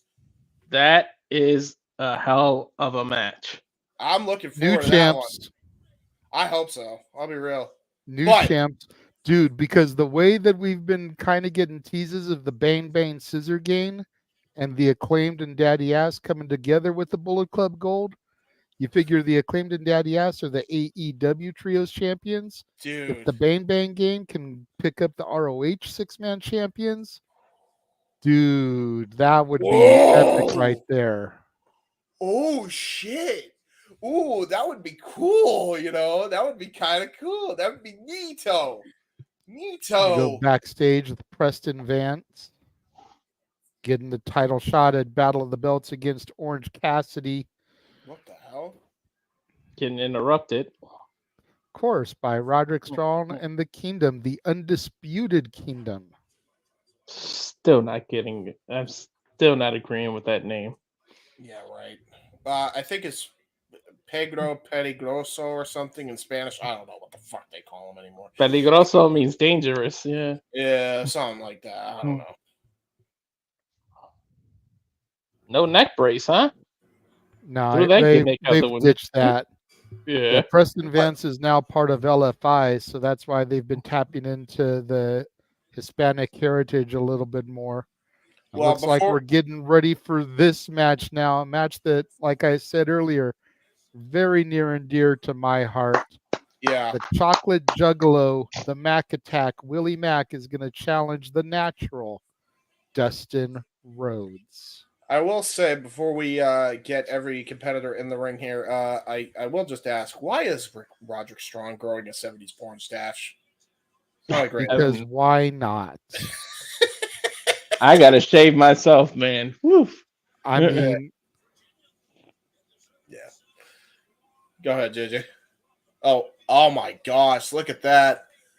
There's the picture worth 1,000 words. JJ's very torn. And here comes the Mac Attack right now. Up on the ramp. I got a picture with Dustin as well, and he's such a great guy. And like he didn't have to do what he did, and give me he gave me like 10 minutes of just talking to me after his line died down. And I met Willie Mack once during a House of Hardcore event, so I guess that means what do we all have? JJ is the unbiased one, and I picked Willie, and you picked Dustin.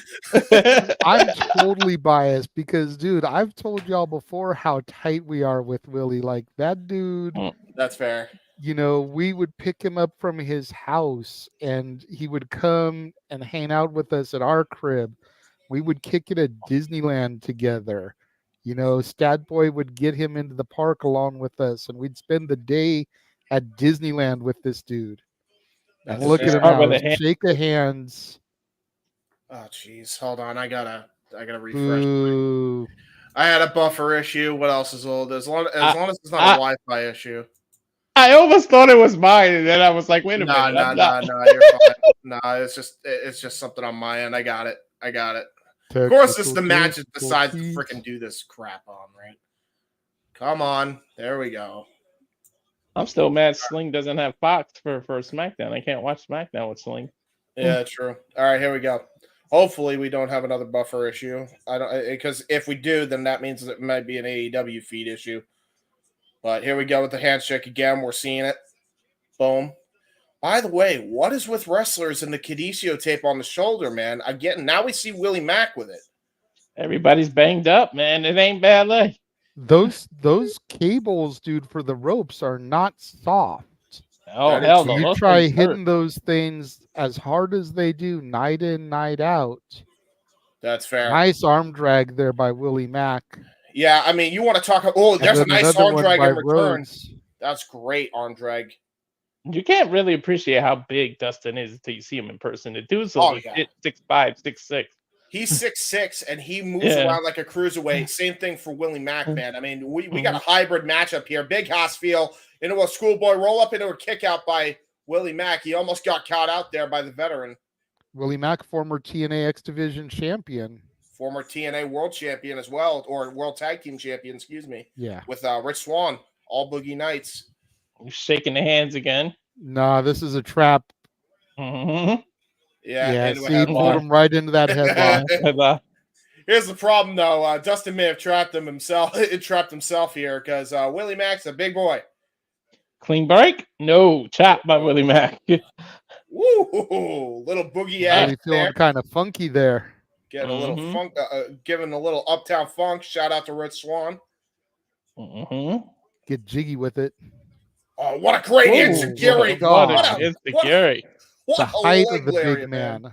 That was a great hop there by Willie Mack, and now it looks like he's going to go for that moonsault here. Standing moonsault. Now shout out to Goldust. Goldust. Rhodes. And into a kick out there by Dustin. Willie Mack with the mockery. That was hilarious right there. Yeah, a little mind games there by Willie Mack. Coming up next, it's going to be J.D. Drake versus Hangman Adam Page. Yeah, you want to talk about Big Hoss, right? And we also got Red Velvet versus Deonna Purrazzo still to come tonight. And it looks like the main event. It looks like the main event will be FTR and Daniel Garcia versus the House of Black. Much to your dismay, JJ, unfortunately. Nah, it actually makes sense for that to be the main event.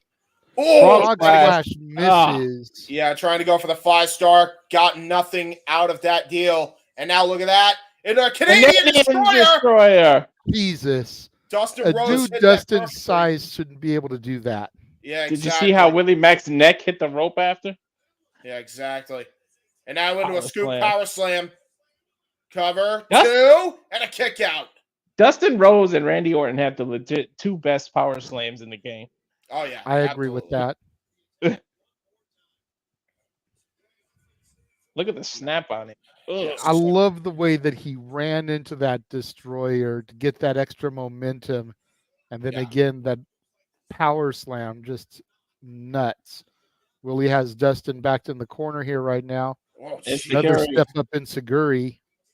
Willie's got to be careful that Dustin doesn't get a hold of him, reverse him maybe for some shattered dreams.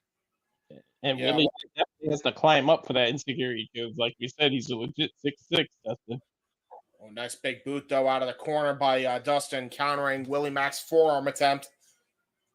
Trying to go for a power slam of his own, but Dustin counters. Looks like he's going for Crossroads. Got it!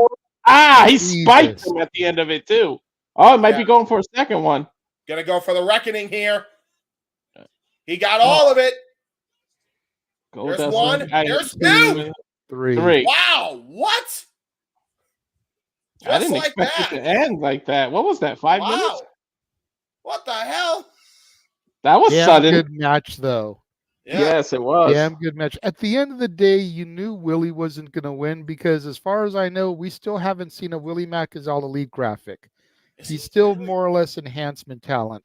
He gets a little bit more work than some enhancement talent. You've seen him on Ring of Honor and AEW TV, but he has not become a full-fledged All Elite member. This match could very much have changed that. You see the way Dustin Rhodes kind of tending to Willie, checking on him, making sure he's okay, helping him up, show of respect, I'm sure. I mean, he did hit him on the head a couple times with a big boot. And nice hug there. That's cool. Good sportsmanship here. Amazing Absolutely. So a match like this could have gone a very long way to see a Willie Mack is All Elite graphic, but without one out there, you knew there was no way he was going to defeat Dustin Rhodes. No. Dustin bowing to him in a show of respect. And now we go backstage to Bullet Club Gold, the Bang Bang game.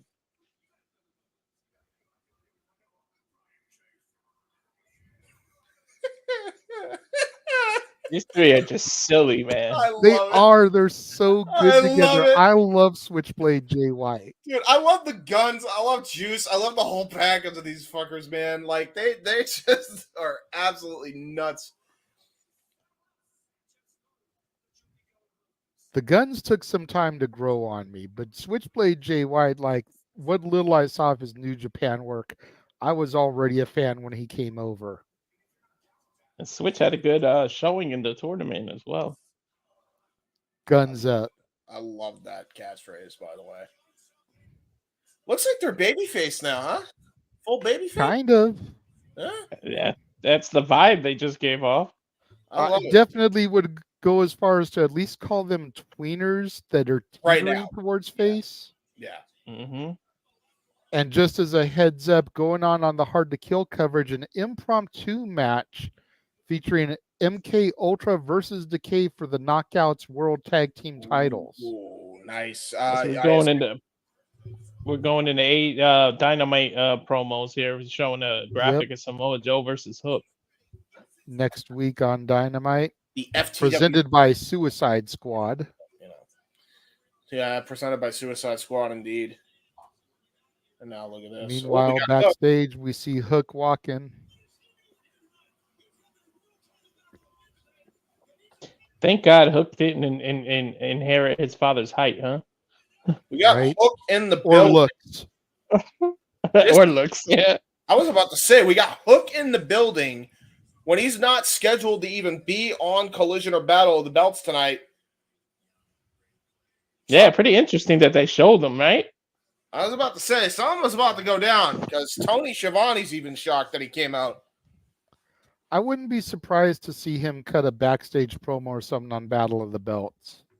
Well, backstage, I feel like it's weird. Like, if you have a backstage and you got Schiavone acting like that, he's got to be coming out to the ring, right?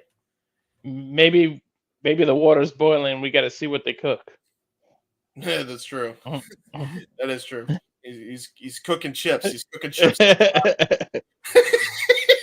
He's making his own homemade chips. Hook brand chips. Available soon. Dude, holy shit. Okay, can we talk about something as we're on commercial break? I don't know if you have Go for it, bro. Okay, can we talk about why don't they go for sponsorships like the MMA guys? I know Walter's going to be on my wavelength when it comes to this shit. Like, Hook should be sponsored by Pringles or Lay's or something like that, or Wise. You should have a chip brand sponsoring his trunks. You got Orange Cassidy should definitely be sponsored by like Tropicana or Simply Orange, some orange juice brand, right? Yeah.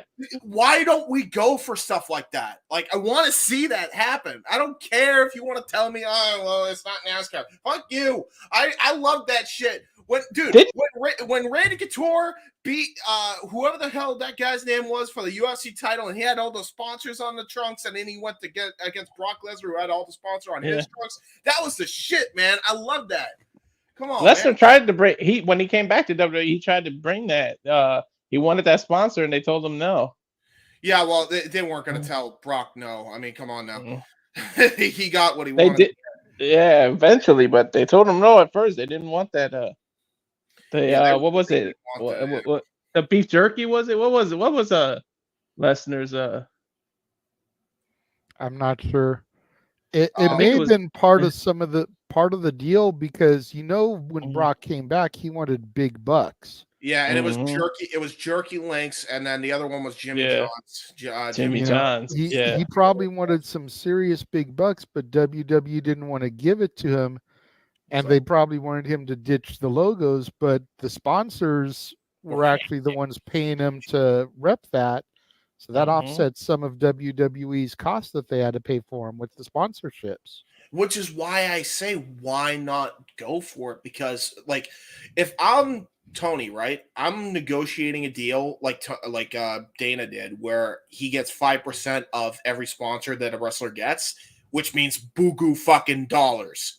I mean, I'm just saying, why don't we try to go for that? Anyway, that's my rant. That's my tirade over on sponsors. And I mean, a CM Punk Pepsi one seems like it writes itself also. Absolutely. He's already got Tell me about it. He's sponsoring himself already.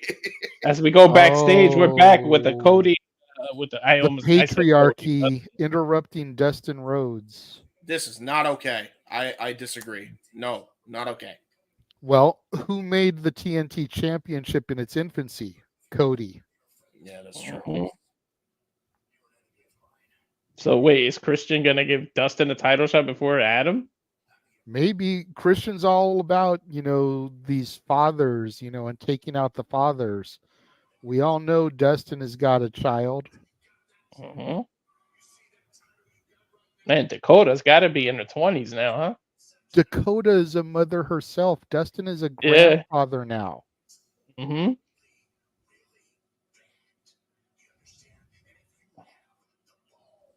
still waiting for the day Lucha branches out on his own. Luchasaurus just turns on Christian. You know they're building it. I love this promo, man. Dustin is so underrated on the microphone. Yeah, he gets fired up. Dude. Oh, shit. He he just invoked the American dream. Only your father was alive to see that.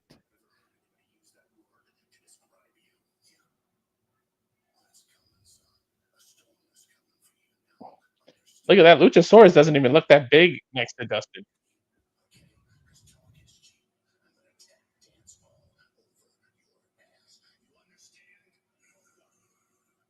Talk is cheap, and I'm going to tap dance all over your ass. Yeah. All right. Well, they just sold it. I actually want to see that match now. Yeah, they really put me over on that one. That was good. That was a good promo. Phenomenal promo. And here we go. Adam Page. All right. Well, listen, ladies and gentlemen, if you could give me the solo shot, JJ. I gotta let you guys take this. Because if you all know, I did a thing way back in the day where I would protest anything with the Elite and not call their matches because of what they did to CM Punk. Much like I would do if I was on the other side and Punk being in WWE, I'd do the same thing. So this is my cue to take a bathroom break, maybe, quite frankly, take a number 2. And, enjoy, guys. Adam Page being a whitey little bitch for like 10, 15 minutes. Considering it's going against JD Drake, I don't think it's going to last that long. Well, it'll last long enough for me to take a number 2 at least. Go ahead, sir. Adam, wish I was a horseman, Hangman Page. And here comes JD Drake, member of the Workhorsemen. For a big man, this dude really has impressed me here in recent weeks, Walter. I don't know about you. Like, I had never seen too much of the Workhorsemen, but this last month and a half, they've really been heavily featured, and they're a damn good tandem. They really are. This man, he can move for a big dude. I mean, he's got to be weighed down. If not over 3 bills, at least close to it. Yeah, easily probably like 280. Yeah. 285. Bell rings. Here we go. Both men kind of pace in to start things off. Collar elbow tie up. Tie up. Hangman gets backed into the corner here. Just kind of rolling around the rope here, going ring around the Rosie style. JD Drake has the advantage, but the referee trying to back him up. Pie faces Adam Page. I was going to ask, are we going to get a clean break? But he answered that before I even get to ask. Now Adam Page coming out. Fists of Fury just clubbing JD Drake. Drake on one knee already. You better stop. Hangman needs to stop paying attention to the crowd and keep his eye on his opponent. JD Drake kick to the midsection side headlock. Page shoots him off the rope. Shoulder tackle by Drake. Leapfrog by Page as Drake comes off the ropes. Duck down. Nice tumble over Adam Page Nice. by Drake and a kippa by Page. Just reversing though. Hangman with a nice drop kick. Barely moved Drake though. Side headlock takedown. Adam Page in full control here right now. You know they had to go to a rest hold after all that moving around they just did. Right for JD Drake. Hey, I can't talk too much shit. I was the same way back in the day. Yeah. Especially as I became more and more part-time and stopped wrestling full-time after the birth of my daughter. I needed a few more rest holds than I did when I was wrestling weekly. Nice chop there by Drake. Takes Hangman Page down. And JD Drake needs to stop just, standing there. As he gets the momentum on Page, as he takes him down, he has to stay on top of him. Hangman Page is a former AEW World Champion, whether we like to admit it or not. Yeah, JD you don't want to Drake give your needs opponent. to stay on top of him. Otherwise, Adam Page is going to get that opportunity like he's doing right now, lighten him up in the corner to get that advantage going back. Yeah, you don't give him a slither of hope because any little move gets reversed. Like we just saw him reverse chops into the corner. Now it looks like he's going for the 10 punches on the corner. 3, 4. It looks like a power bomb's gonna. Yep, I saw it setting up. Adam fights his way out of the power bomb position. Is he gonna go for a moonsault, JJ? Yeah, caught him. Nice moonsault takedown and then a standing shooting star press by Adam Page. Hooks his leg, only a 2 count though. JD Drake rolling to the outside there, getting a little bit of distance. His workhorseman partner trying to get him focused, give him some advice here. Getting some rest on the corner but again, here. Adam Page just kind of meandering around the ring. Ooh, baseball nice slide. rushing drop kick baseball slide to the back of JD Drake there. Springboard misses. Could have jammed Adam Page's leg there. Whoa! Jesus, Nice. JD Drake just threw Adam Page into the ropes. And as he bounced back, caught him with a short arm clothesline. I guess a slingshot clothesline using the ropes from the outside. Going to restaurant quality picture in picture here. Rudy Tooty Fresh and Fruity Breakfast from IHOP. Not going to lie, I kind of want to go get those pancakes now. I almost wanted Taco Bell when we saw the commercial earlier.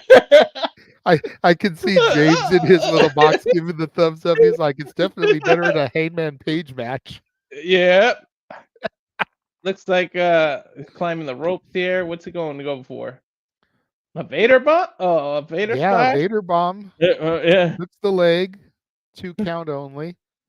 Really quickly, for those of you that are interested of the TNA Hard to Kill coverage, they are currently calling the action of the X Division title matches. Chris Sabin defends the title against El Hijo del Vikingo and Kushida.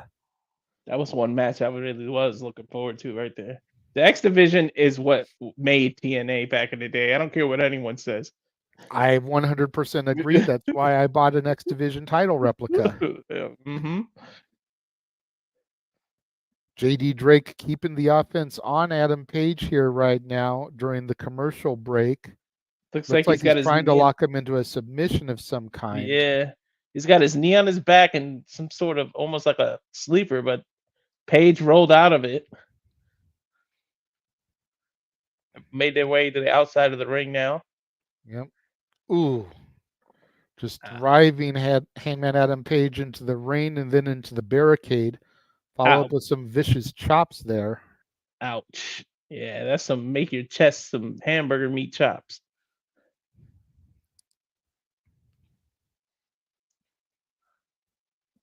Good nice forearm shot. You're right, JJ. They both did. They get momentum and then they rest or walk around, or you got to stay on top of each other. Well, I mean, during this portion, I can understand it to a degree because it's commercial break, and they know it's commercial break, so they're kind of just stalling. They're pandering to the crowd, but when we're in full screen, they need to not do that. Oh, and JD Drake's workhorseman partner with like a running leg lariat there to Hangman Adam Page. And he walks around like, I didn't do nothing. What did you see? JD Drake in the ring. I think he's going for a count out here. Referee trying to see if we can get up to a 10 count. Hey, take a win any way you could. A win's a win. We got a quick $2 super chat here from Marshall. Anyone watching the Chiefs Dolphins game tonight? I know that none of us in this room right now are. James might have a separate TV on because I know he kind of cares about football. I don't know about you, Walter.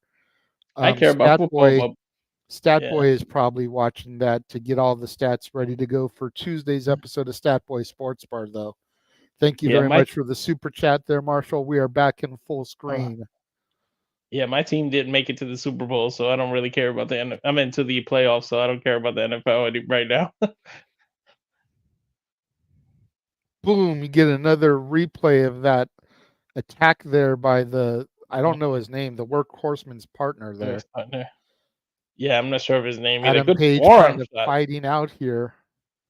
Good forearm shot. JD Drake was trying to maintain that offense that he had kept on during the commercial break, but of course, now that we're back to full screen, Adam Page is getting his comeback here. And doing it again, resting, like stay on him. He's just holding his back there. Irish whip reversal. Hangman holds onto the top rope. JD Drake goes flying over. Springboard clothesline there by Hangman Adam Page. Drake reminds me a little of Trevor Murdoch. I can see that. Yeah. Slingshot cross body over the rope from Hangman taking out JD Drake. Oh, and here we go. Oh, no. Never mind. Hangman's climbing up to the top rope. I thought he was about to set up for the buckshot lariat. Huge cross body off the top. Hooks the leg. Like 2 and Drake 7/8 right there. Yeah. Drake gets his shoulder up at the very, very last second. Ryan wants to know, Walter, who's your team? The Patriots? No, the Seahawks. Nah, you're good, Marshall. You super chatted to ask the question, and we always say if you want to dictate the conversation, super chat. So you're Donate good. to dictate. Huge forearm shot by Hangman Adam Page, bounces off the ropes for a second one. JD kind of hovered over. Now here we go. But that is not enough. Big man. Slapping me here. Nice chop. Why does Page have to spin on every move that he wants to hit? Get that added momentum, especially against a guy the size of Drake. Yeah, it ain't working on this one. Look at that. Nice pull clothesline. Pulls them in. Oh, Samoan drop? Or a Death Driver. Ooh. Death Valley Driver. One, two. Drake not kicks enough. out. It's not going to be over till we see that buckshot lariat. And because he did get all of that Death Valley Driver too. Or we should call it the Logan lariat. Yeah. Because we all know Logan Paul does it better than freaking Adam Page anyways. Yeah, he makes it Take a look again better. at that Death Valley Driver. The strength of Adam Page, though, getting him onto the shoulders and driving him down. His legs did buckle a little, but he held on to it. What do we got here? Power Driver?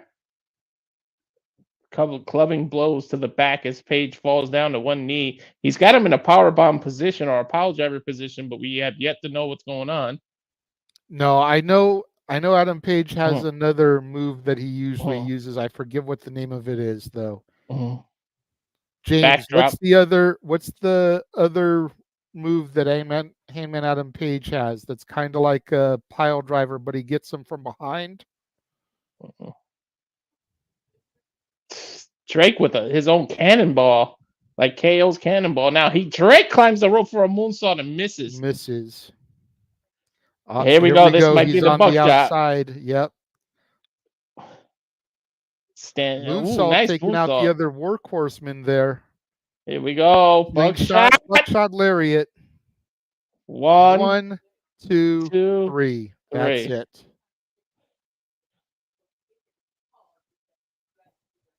I don't like to give Hangman credit, but that dude's pretty athletic for his size. Yeah. The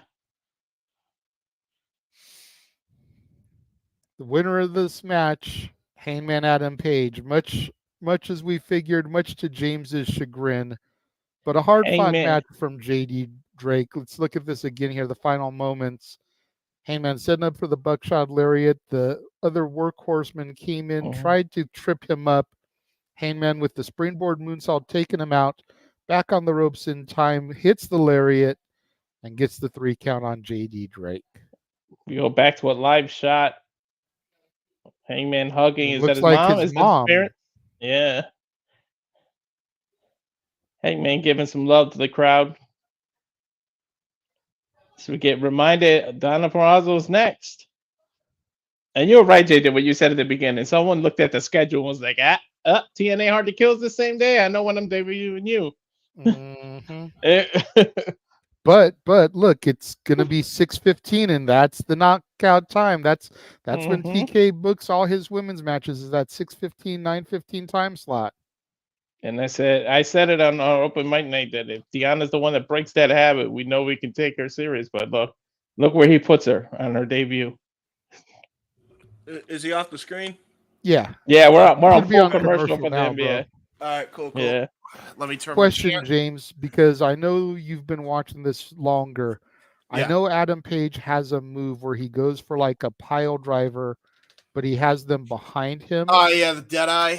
Thank you, the Deadeye. I was trying to think what the name of the move was. Yeah, Deadeye. Because he looked like he was setting up for it, but with JD Drake's weight, he couldn't get it. Yeah. So I was just trying to, it's like, what the hell is that move? I wanted to say Death Rider because I knew it was something dead, but I was like, no, Death Rider is Moxley. Yeah, no, it was Deadeye. What's up, Safet? Good to see you. Thank you for joining us. As we're on full commercial, we remind you quickly, we have the double streams going on. Yes. I was going to say really quickly, for the first time, we have somebody watching on every platform we're on right now. Yeah. Nice. Yeah.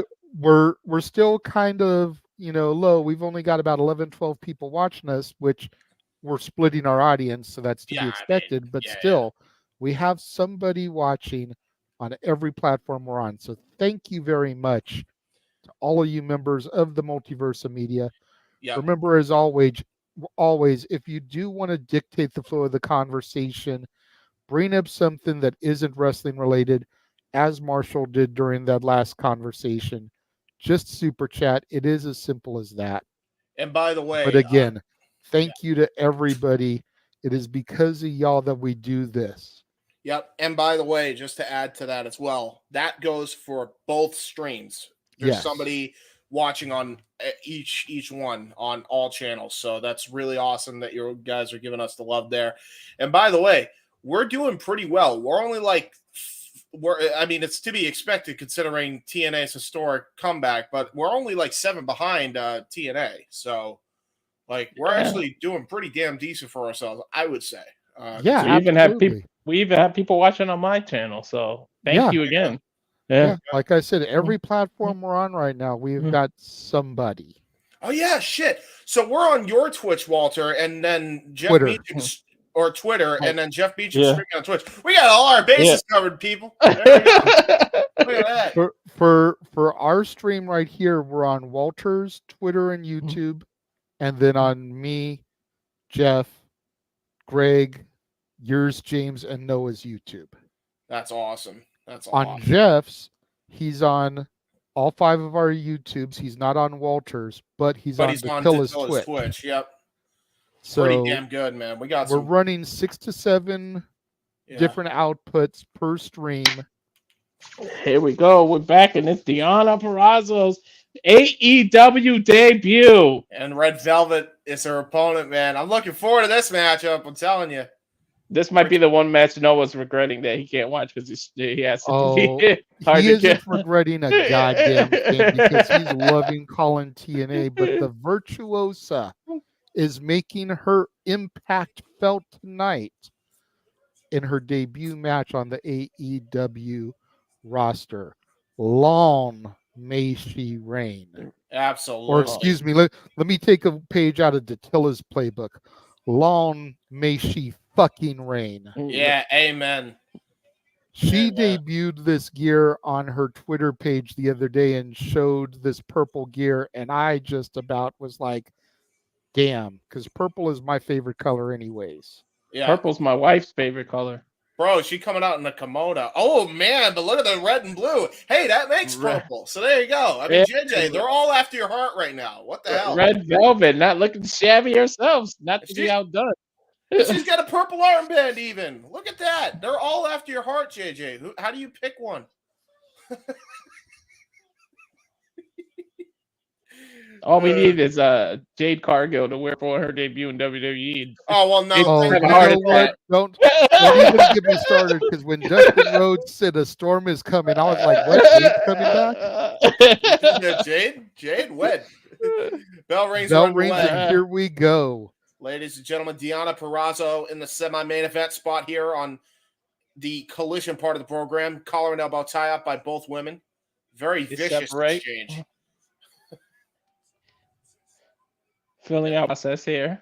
Yeah, absolutely. I mean, this is a new opponent. This is a new kind of opponent for Deonna Purrazzo. I don't think she's used to the type of fire. She's used to women having fire when it comes to wrestling matches, but I don't know if she's ready for somebody like Red Velvet. There's a nice arm drag, though. And a nice arm drag takeover. Wow. Ring, a new company, new gear, new opponent. Absolutely. Now trying to go for that arm bar there, trying to go for the Queen's Gambit, and now a super kick. Dodged right out of the way of that one. No. Not today. Now here we go. Another collar and elbow tie up here. Into a headlock. Ooh, look at the way that Red Velvet was going to try to get out of that headlock. She was going to try to kick her way out of it. And she reached too. Nice long leg with. Oh, what a nice that side kick. That was awesome. Into a cover. Kick out at one, though, by Deonna Purrazzo. Shades of Booker T with that side kick there. Yeah, a little Booker T into CM Punk action there. Mm-hmm. Deonna Purrazzo, former TNA Knockouts TNA Knockouts World Champion. Multiple time reign into the. There it is. Queen's Gambit armbar. That can't Red be Velvet. it. No, Red Velvet too close to the rope. Got her foot on it for the rope break. Yeah, she crawled her way to that rope quick. Yeah. I can't take much of this. Hey, I'll be real. I mean, granted, I'm down for strategy. giving the 6-man main event some time, but we can't make this match that quick. No way. Oh, hell no. Deonna Purrazzo with the baseball slide taking out Red Velvet and just kind of be gone. Yeah. That'll be disrespectful to Deonna's debut. You cut it short over some 6-man tag. Yeah, and I'll be real, man. I mean, this match is already starting to hit hot and heavy right now, and I don't mean that in the sexual way this time. I have to be kind of somewhat presentable in this case. Oh, nice lethal combination! Oh my God, into the Koji clutch. This is why Deonna Purrazzo is the virtuosa. You will not find another female. Oh, nice roll through there by Red Velvet, though. You will not find another woman that could chain moves like that. Like she can. That was brilliant. Oh, my God. Nice counter by Red Velvet there. Ran her through the ropes and then just kind of like dropped her arm. That was brilliant maneuvering. Is Red Velvet wearing a knee brace? You guys know the history on her knee? She recently came back from a knee injury. Yes. So she's wearing that heavy brace now, a la Stone Cold Steve Austin. And now look at that. Look at those strikes by Red Velvet. The fire coming right out of the way here. Now going for momentum. Momentum definitely shifted after that top rope move or diving through the rope reversal. And now and Red Velvet now trying to maintain the offense here. Yeah, and she's targeting that arm too. You saw her hit that divorce court and also slamming the arm multiple times, stomping the arm even. Yeah, targeting like that she's arm. Focusing on her elbow.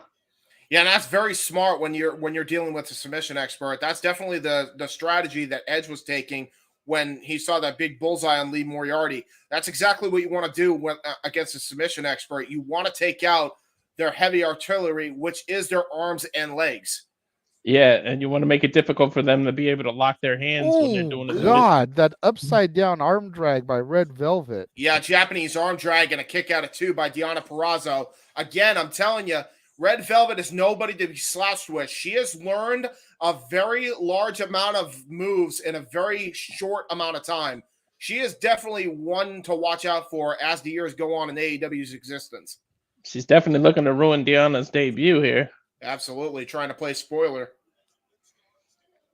Well, I mean, you figure over in TNA, well, I guess we should say Impact because that's what it was before she left. Over in Impact Wrestling, Deonna Purrazzo was a big fish in a small pond. Absolutely. Now she's coming into this pond where there's all of these other women that have already established themselves in AEW.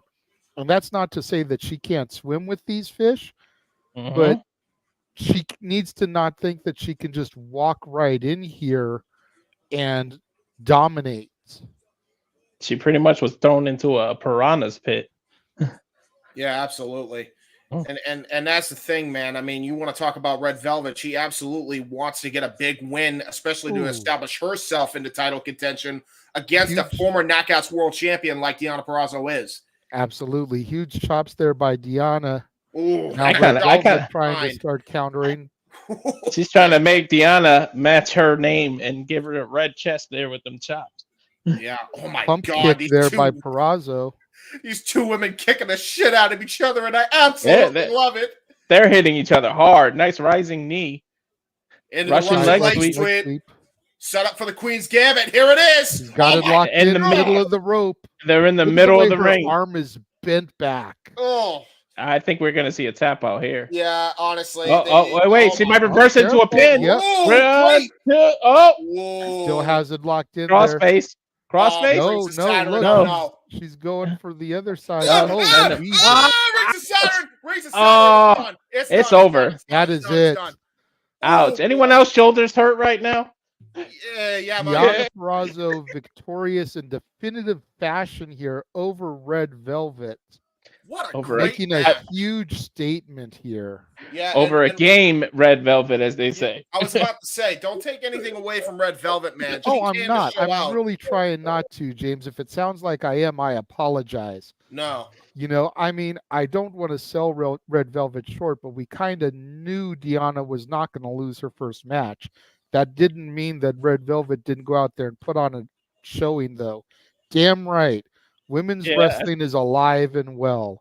There we go. If I didn't know any better, I would swear that was Noah holding that sign, but I'm literally watching him on my TV screen, so I know it's not him. It might be his doppelganger. We don't know. Maybe he cloned himself. He discovered cloning technology. And Hook! Hook is in action, ladies and gentlemen. Just announced Hook issuing an open challenge. He wants to compete here tonight. We're going to see Hook tonight on Collision. Who do you guys think will answer that one? Ooh. That's a good question. I would say JD Drake, but he already wrestled. Exactly. Who's a big guy that he could fight against that would be a belter of a matchup? Yeah, let's be honest. This probably that was by and far match of the night so far, you guys. That was great. That was awesome. As short as it was. Yeah. Because realistically, I don't think that match was any longer than Dustin and Willie. But it was a damn good match. I think it might have been like slightly longer, but not by much. Yeah, but they absolutely made the most of their time, man. Red Velvet looked good. Deonna looked good. Everybody looked good in that. Deonna, the right person, went over. It didn't look, unconvincing either. Great booking. Great match layout. Whoever agent in that, mazel tov. It's probably both of them, but still, mazel tov. And you saw Deanna's arsenal there. She was pulling out different moves, different submissions. So good showing. There you go. Just a reminder. Go ahead. I was going to say, we got Safet saying that he's watching Hard to Kill, and after that is watching Battle in the Valley. There you go. Absolutely. So much wrestling going on, as we touched on earlier. Yeah. That's Marshall why they're doing said, thank you for everything we're doing for YouTube. He appreciates the wrestling content and everything we bring to the table. Again, I said it prior to that match, but it's because of you, the fans out there, tuning into this, tuning into our Hard to Kill coverage, putting us over on your socials, that we are here. Yeah. I won't say mid, but close to the end of 2022, Jeff was starting to wonder about continuing to do the live streams, do the watch-alongs. He had gotten the job at Disney, didn't know if he was going to be able to do as much Me, James, and Noah basically told him, was like, we got you. Yeah. And we threw the multiverse on our back. Last year was even more productive. Noah swears we did over 40 watch-alongs last year. Probably 40 watch-alongs. You figure there's only 12 months in a year, so that's an average of 4 watch-alongs a month. Yep. And that, by the way, just to add to that as well, 52 open mic nights as well. So we did a weekly show on top of that, along with 40 watch-alongs. We're damn near like 110 shows total, I think. And then you extended the family with Attila and I. Yep. Yeah. And then now this year, we already did 1 week. The first week of the year, we literally had a watch-along on every fucking day. Yeah. Because West Coast time, the Wrestle Kingdom started on Wednesday and went into Thursday. Yep. So we had Raw Monday, New Year's Evil NXT Tuesday, Wrestle Kingdom Wednesday, Wrestle Kingdom Thursday, SmackDown Friday, Open Mic Night Saturday, and then we finally got a day of rest on Sunday. Finally. And now tonight, the first ever simultaneous watch-along in multiverse history, and there will be plenty more of these. Yeah, I think this one was a very good success. And by the way, love the little spotlight for Hook. I love that. Oh, yeah. The Batman symbol. That's awesome. Yeah. Send Hook. I love Send this Hook. kid. I love that. That's so dope. I did not want to like I didn't want to like Hook at first because of who he was related to. Me and Jeff have had issues with Taz before over social. I'll let Jeff tell that story on Open Mic Night if you want. But this kid has just grown on me like a fungus.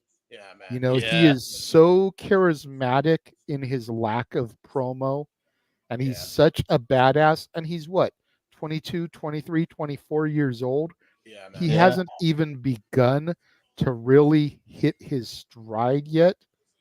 And good for you punishing the son for the sins of the father. Jesus, look at that German suplex. That was great. We didn't even get an introduction of who this guy is. I don't know who he is, and he's about to die. Northern Light. This might be a sub 3-minute match. This is just to leave a statement for Joe. It looks like QT Marshall, but I know that's not right.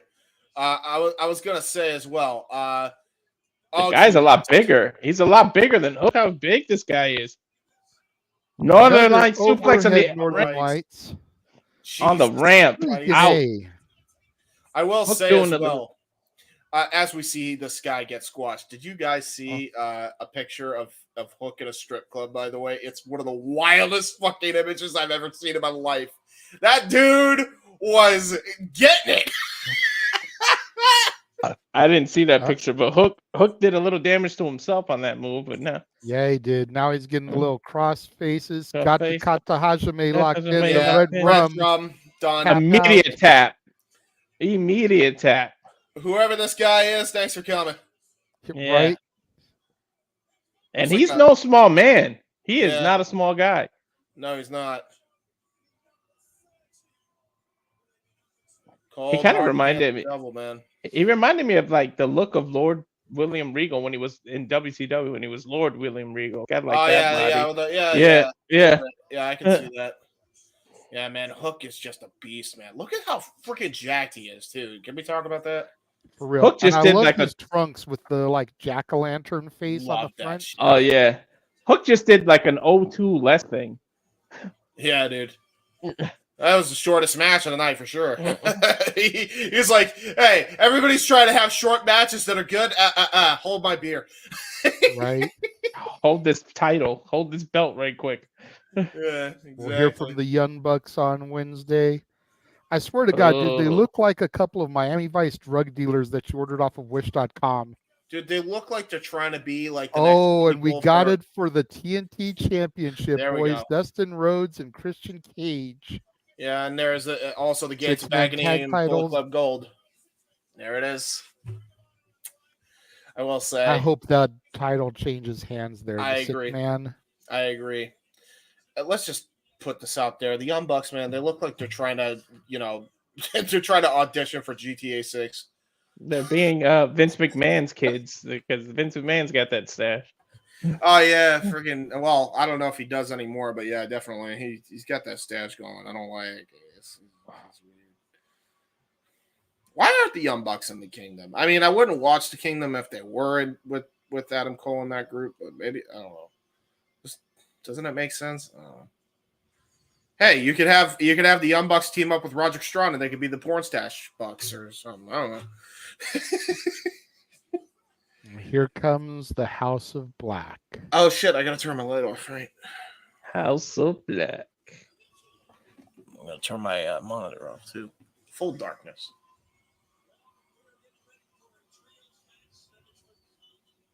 What's that? 8? Was that an 8? Was that a 10-3 or 18-3 trios record?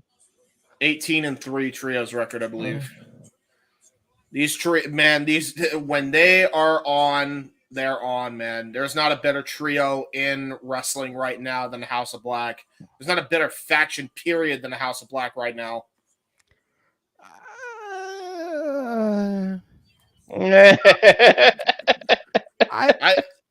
I don't know, bro. Like, I was starting to get over the Judgment Day, and then the stuff with R-Truth came into play, and I'm like, yeah, that's I'm fair. enjoying R-Truth as part of the Judgment Day, and Truth the shit that he's doing is just like really making them like relevant again.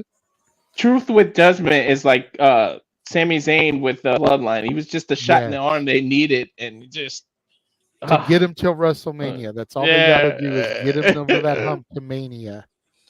It might turn into I would love it if Truth gets a WrestleMania match against JD. Yeah, the woo, baby. Sorry, continue, Walter. No, I was just saying I would love that if that leads to Truth actually getting a WrestleMania match against JD Dunham. I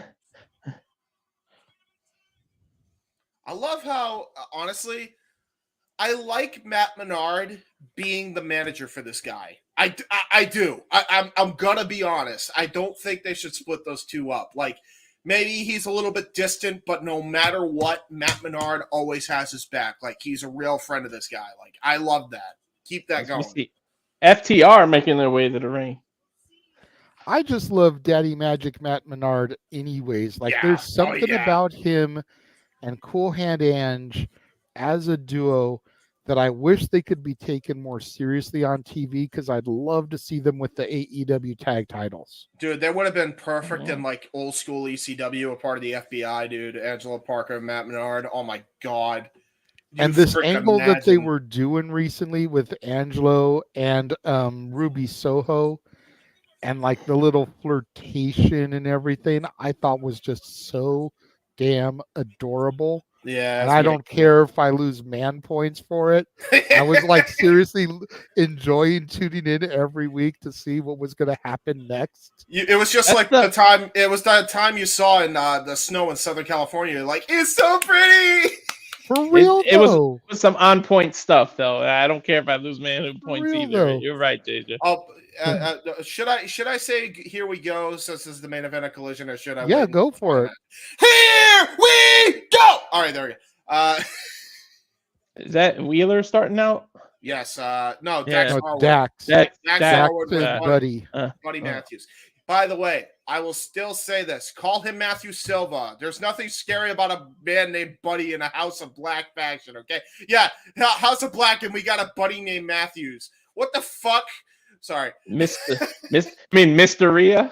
Yeah. Mysteria. Well, it's between him and Dom. There might be a menage going on. I don't know. Maybe the Judgment Day may have extended it to AEW with the House of Black. We don't know, really. It's crazy right now. Crazy. Nice chops by Dax here. He gets Buddy in the. Yeah, you're right, man. It's hard to call him Buddy when he's supposed to be in the house. Anyway, nice cover there by Dax too. I will say though, former NXT champions, Buddy Matthews with the Cruiserweight Championship, and Dax Harwood, former multiple-time NXT, Raw, and SmackDown Tag Team Champion with Cash Wheeler. There's a tag in. Tagged in Cash. Uh-oh. Slingshot. Slingshot. Big time. There's a snap suplex. Shades of Dynamite Kid. Immediately into the cover. Only got a 1 count. Wow. Absolutely. Too fresh in the matchup here. Nice knife edge chop by Cash. He is a man on a vengeance streak right now, and now a tag in to Daniel Garcia. We'll see how he fares in with FTR here. Nice knife edge chop. Said that 3 times. It was so nice. There we go. I was gonna say Buddy's getting beat, but there he goes with a reversal and this boot to the Daniel Garcia's face. Yeah, this is the matchup right here. Remember, this feud, this rivalry started because of him and Brody King in the Cruiserweight Classic, the Continental Classic, excuse me. Still thinking of Buddy Matthews there. There's a headlock there by Malachi Black. Nice arm drag. Into a head scissors. Another arm drag. Yeah, this is where Malachi Black, former NXT World Champion as well. So the only odd man out when it comes to World Championship success. Oh, Daniel Garcia mocking the sitting. Yeah, I was about to say doing the sitting position. I think the only person that's without a championship might be Brody King. Everybody else is a world champion or a former world champion. Is Malachi gonna mock the woo? No. I thought they were gonna do a sit off. No. The way he had his arms up made it look like he was about to start mocking the woo. And then he flipped him off. Yeah. And then he flipped him off. Flipped the bird. You do not insult the man's dance craze. Oh Jesus! Oh Jesus! Oh, FTR double teaming here, triple teaming. Yeah, FTR and Danny Garcia taking out the big man onto the outside. FTR and Danny Garcia in control. This looks like this might lead to a commercial break. Oh, mocking the sitting in the middle fingers. Yeah, like this looks like the spot that leads to a commercial break. Yep, yeah, there exactly. we go. Quality picture in picture. There you go. Mm-hmm. Hey, Chips, where's Hook? You should be with Marshall Lynch. Rob Gronkowski right now, eating those chips. I'm just saying. My boy Lynch, who should have got the damn ball on the 1 yard line years ago, but he's the one that lost to the Seahawks. Sorry, bro. No, he was on the Seahawks. He lost to the Patriots because they didn't want him to be the MVP of the Super Bowl. So I know it would have passed. I'm aware. I saw that game. I was happy the Pats won, but that was heartbreaking for the Seahawks, bro. Jesus Christ. Just a heads up, gentlemen. They are in between matches over on the Hard to Kill call, so they are actually share screening our broadcast right now. Oh, that's showing awesome. People what we're doing. Hey, what's up, guys? We're on Restaurant Quality Picture, so you know what? Let me do the same thing real quick. Oh my God, this is gonna be so weird as fuck. What the hell? For the first time ever, you catch the multiverse in a simulcast. All right, here we go. Hey guys, hey, can you see us? Hi. We're giving you the courtesy as well. I don't believe we hear audio, by the way, JJ. You forgot to put audio on. It's okay.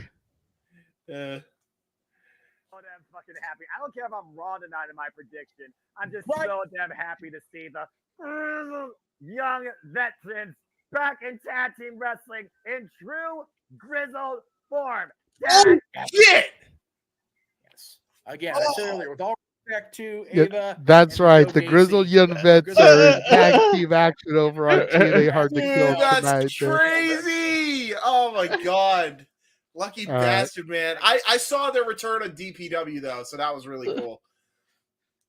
Oh my God. That's so dope, man. I love that this is happening. This is so cool. It's a trip. I love being part of this. See, and now they just realized that Jeff just commented about it on the screen. Yeah, there you go. We should do it. Awesome. We should do it like right in between. This is awesome. Oh, we're in full commercial break. Let's both do it. Let's go. Tell They're Jeff getting ready to start their tag team match now on Hard to Kill as ABC defend the titles against the Rascals, Mike Bailey and the Laredo Kid, and the Grizzled Young Vet. There you go. Oh, this is gonna be fun, man. Speedball Mike Bailey, my MVP of TNA last year. Same. That dude, like nothing against Josh Alexander or anybody else in that company, but when that dude wrestled 3 matches on the same day on WrestleMania weekend, Yep. I was like, this kid is an MVP. Yeah. And Orange Cassidy was my MVP for AEW, and Dominic Mysterio was my MVP for WWE. Yeah, that's fair. That's fair. And who would win, James, if all 3 of them were in a match against each other? That's a good point. That'd be a hell of a match. It would be a great I think matchup. it would probably go to Speedball. No, you know I what? think so. I think Orange Cassidy would take it because I think Dominic and Speedball would be so focused on each other that Orange Cassidy would just kind of coolly come in and collect probably that victory. He is so calm, cool, and collected. By the way, we're back in the in-ring action. Drop kick by Cash Wheeler as he gets the hot tag. Brody King 2 now. drop kick. Yeah. Tries for a clothesline, but to no effect. Oh, Jesus. Tries to go for another clothesline. Yeah, good luck. Jumping clothesline. Good luck trying to get this big man off his feet. Yeah, he was just absorbed that punishment and looked at him like, thanks, gonna have it. Brody King trained at Santino Brothers Wrestling Academy, same place that trained Gino Rivera. Yep. Oh, Jesus. Yeah, good luck, man. You are not going to get Brody King down easy, guys. Oh, no. No. Oh! Total elimination. There we go. Total elimination. Clothesline chop block combo into the cover. Hook to the leg. There's 2 and a kick out. Shades of the Eliminators from ECW, except if memory serves me correctly, it was a jumping leg kick and a chop block. Yes. Yeah, it was jumping leg kicks and a jumping leg kick and a sweep, actually. Well, you want to get a man this big as Mr. King down, you got to pull those moves out. Yeah, and that was actually, you know what that actually reminded me of? I realized that was actually the Fall of Humanity. That was the old NXT Tag Team champions, the Ascension. That's the playbook they went to. See, to me, it just reminded me of Total Elimination, and we know that FTR are students of the tag team game anyway. So there was a Baldo bomb and a kick out by Dax Harwood. By the way, Jesus, that was vicious. Choke slam power bomb. Wow. Yeah, Baldo bomb. Shades of Albert. A-Train. Well, the replay, boom. That almost looked like he was going to get the 3. Yeah, Matt Bloom, of course, one of the main trainers in my NXT currently. Yeah, so I mean, maybe he watches NXT. You never know. Maybe he watches all of the NXT, including yours. Well, didn't most of these guys come through NXT? Like I know Malachi Black was there. I know Buddy was there. Wasn't Brody there also? Yeah, FTR, Buddy, and Malachi were all in NXT. The only 2 odd men out of that contingent is Brody King and Daniel Garcia. Okay, I wasn't sure about Brody. I knew Daniel wasn't, but I knew the other 4 were. Brody's the only one I wasn't sure about. Brody gets dashed into his corner with it, puts his head against the turnbuckle. And this is what makes this trio so dangerous, too. They're just able to isolate that ring. They have such a hybrid of styles that they're able to just switch up the game plan at a moment's notice like they are right now. You got a Muay Thai expert when you're talking about Malachi Black and the way he's able to blend that in with wrestling, striking, and martial arts. And then you have Brody King, who's just a big house powerhouse. And you got Buddy Matthews, who's probably one of the most proficient technical wrestlers in the world. This is what makes this trio such a dangerous unit, man. Yeah, the way the pace switches just depending on who's in the ring. Like you get Brody King with this big, smaller pace, the slower pace, and you get used to working that. And then Malachi Black gets tagged in, and now it's all quick offense, jumping, and submission holds, and yeah, you don't get a shot to rest, really. I know. Daniel Garcia looking like he wants in this match. And Daniel Garcia absolutely wanting to get a shot on Malachi Black as Dax now is able to scale the top rope, going for a falling headbutt. Ooh. Malachi able to roll out of the way, and that was definitely a rough landing for Dax. Yeah, landed on both of his knees. That's an easy way to blow your kneecaps out. And straight on his skull as well. He already has knee issues. We know his history of his knees. Yeah, exactly. Shout out to Safed, who's watching both streams right now, the AEW and the TNA stream. Exactly, man. Thank you for the love, Safed. That's why we're doing this. Absolutely, man. For the love of wrestling. You can check that out every week, by the way. Just pick your poison, Throw Safed. Dax into the barricade there. Yeah, that's Brody King's philosophy. Just when the going gets tough, chuck them. And then chop them after. Yeah, exactly. What is Jesus. Brody? 6'7", 6'8"? Something like that. Yeah, he's a big boy. Covered in tattoos. Yeah, very much. Basically, if he was a mix of Bray Wyatt and Bruiser Brody, it's Brody King in a nutshell. Tag into Malachi Black here. You know what? Let me see Brody King against the dude that just won the North American Championship in my NXT, that Obafemi guy. Oh yeah. Holy hell. You want to talk about some big meaty men slapping meat? No, again, look at this. Look at the way they're just cutting the ring off, man. They're playing FTR's playbook. Quick tags in and out, keeping the fresh man in. Yeah. Classic Back to tag team wrestling. quality picture in picture here once again. Try to go for a suplex is Malachi Black, and I think it's getting countered or trying to get countered by Dax, but he is so exhausted. He has been absolutely dissected by this trio. And there's a forearm shot by Buddy Matthews just laying out Dax Harwood. Tagged back in to I think Dax has been isolated for about a good 7 minutes now. Yeah, he's been destroyed by these three and now shoulder first into the post. Ouch. Oh no. Oh no, this is the setup for what usually would lay into or what would usually come up. I believe this is their trios finish. They might be teasing it a little bit here. Three faces Taking of too hell. long to get it. I think they're taking too long. Yeah. Scoop slam. Kick out. Yeah, they teased it a little bit, but it looks like they're going to try and dissect them a little longer before they even try to go for the finishing blow. For those who don't know the House of Black's trio finisher, it's Brody Lee's cannonball with a double drop kick on each side of their ribs by Buddy and Malachi. It's brutal, brutal finish. I know that when Daniel Garcia or Cash gets the hot tag, they're gonna be like a bat out of hell here. Oh yeah, you can see the anxiety on them. They're itching to get out of this. They're like Undertaker in that house show that one time where he was stomping all around the ring and going crazy. Oh yeah, I remember that.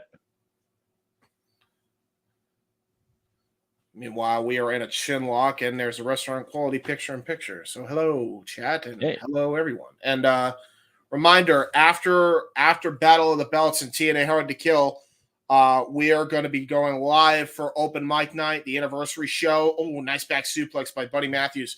That'll be right at the top of the hour once TNA Impact Hard to Kill is over. So, hosted by the simple man himself, Noah Foster. Yes. Absolutely. Yep. The hostess with the mostest.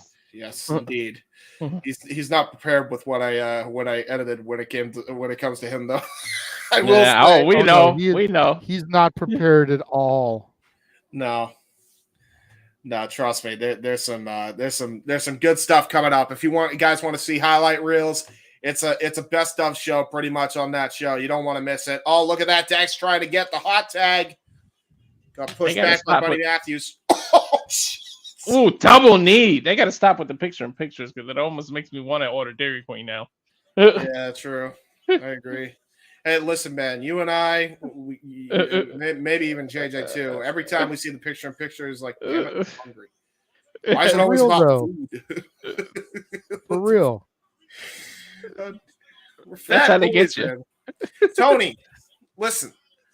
We love the food, but we can't eat too much of it.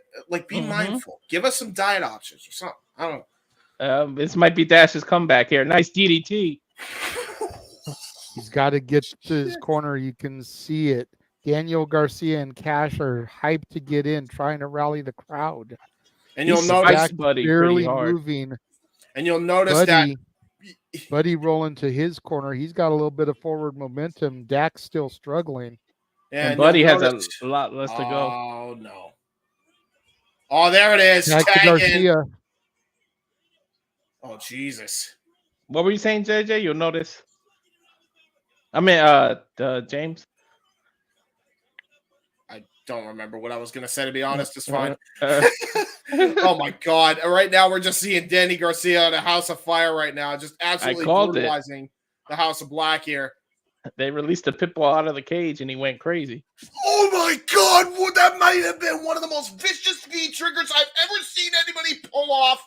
Daniel Garcia just laid that knee right into the side of the temple of Buddy Matthews. Christ. He did it so smooth and quick, too. Dude, he just brutalized him with it. That was awesome. Now Daniel Garcia and Brody King getting into it. Yeah, the two men from the Continental Classic that really had a showing out here. Uh-oh. Oh, no. That's not good. Oh, geez. Arm drag takeover from the inside of the ring to the outside. Dragon screw leg whip. And JJ, hit Noah's line if you could. Which one? Damn, that move has to suck. Oh. Damn, that move has to suck. There it is. He could have really got hurt because he didn't turn with the screw part.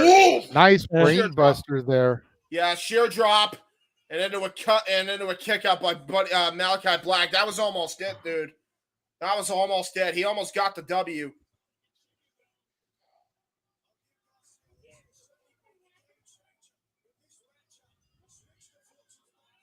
Another look at that suicide dive by Cash Wheeler there. Daniel Garcia setting something up, but he sees Buddy Matthews, gets distracted. Roll up by Black. Kick out at one, I believe. And now, gonna go for a God-style pile driver or a Texas pile driver, and Buddy Matthews distracting again.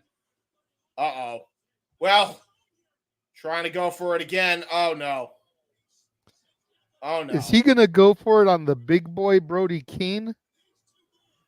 Another kick to the stomach. Brody just absorbing. Yeah, the toe kick had nothing on him. Oh, wait, guillotine!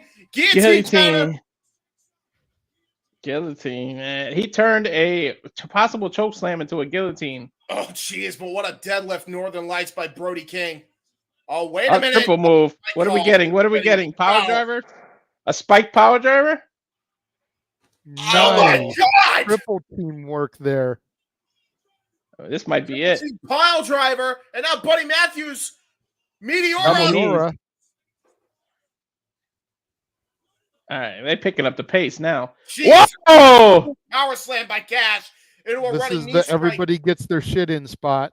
Yeah, there's a Saito suplex by Daniel Garcia into a high kick, and everybody is down. This is the get out of your seat spot here. Pop up and clap. And everybody This is awesome. popping up and clapping. What's up, Benny? Good this to is see awesome you. setup. Hi, Vinny. Or Benny. Sorry. Good to see you again. I haven't seen you in a while. AEW chants ringing out here in the collision area. All three men, or it looks like 5 men are in the ring right now, all trying to gain themselves. I think Dax is holding his knee or something. Yeah, Dax he's holding his crawling around knee. We got we might have Brody King holding his head. Paul Turner checking on everybody, making sure they're even able to continue the match here. As Black gets Daniel Garcia up on the top rope. What's he going for here? Looks like we're gonna go for a triple team move here by the House of Black. Looks like they're gonna try to go for a triple Tower of Doom. Superplexes from all three corners, perhaps. Might get a triple reverse, or is it going to actually land? We're about to see here. Oh, headbutt by Cash Wheeler. Buddy Matthews onto the apron. And now look at that. Cash Wheeler going over to help out Dax Harwood, trying to take out Brody King. That's a big man. And the He big collapsed. man went timber. Daniel Garcia has Malachi Black on his shoulders there. Oh, Jesus. Oh, God. He's going to go for the Bulldog. Steiner Bulldog. There it Bulldog. is. Jesus Christ. He landed on his head. And he kneeled back up. They threw him down. No. Ooh, that was like 2 3/4 right there. Oh, my God. Yeah. Look at the way he landed on his head here. Boom. And the way he Gorgeous sat Steiner up. Bulldog. That was awesome. Such a great tag maneuver, man. Old school. Steiners. Again, like we said, FTR, students of the tag team game. Steiner Bulldog, total elimination. Yeah, and now look at this. It looks like gonna go for a little power and glory spot here. suplex into the frog splash or suplex into an elbow. Oh, wait a minute. Buddy Matthews, though, cuts it off at the pass. Danny Garcia comes in and intercepts. And it looks like he's going to go for the Power and Glory spot. He's in position for it. Dax setting up for his friend Frankensteiner. Nope, suplex. And boom! Suplex! Boom! Power and Glory gets reversed, though. Caught the knees from Malachi Black. He was ready. Yeah, he was. Had it scouted. Everyone's down now. Everybody's Looks like down. Dash making his way up. Oh, wait a minute. Look at that. Going for a rolling knee bar. Rolling knee bar. Knee bar.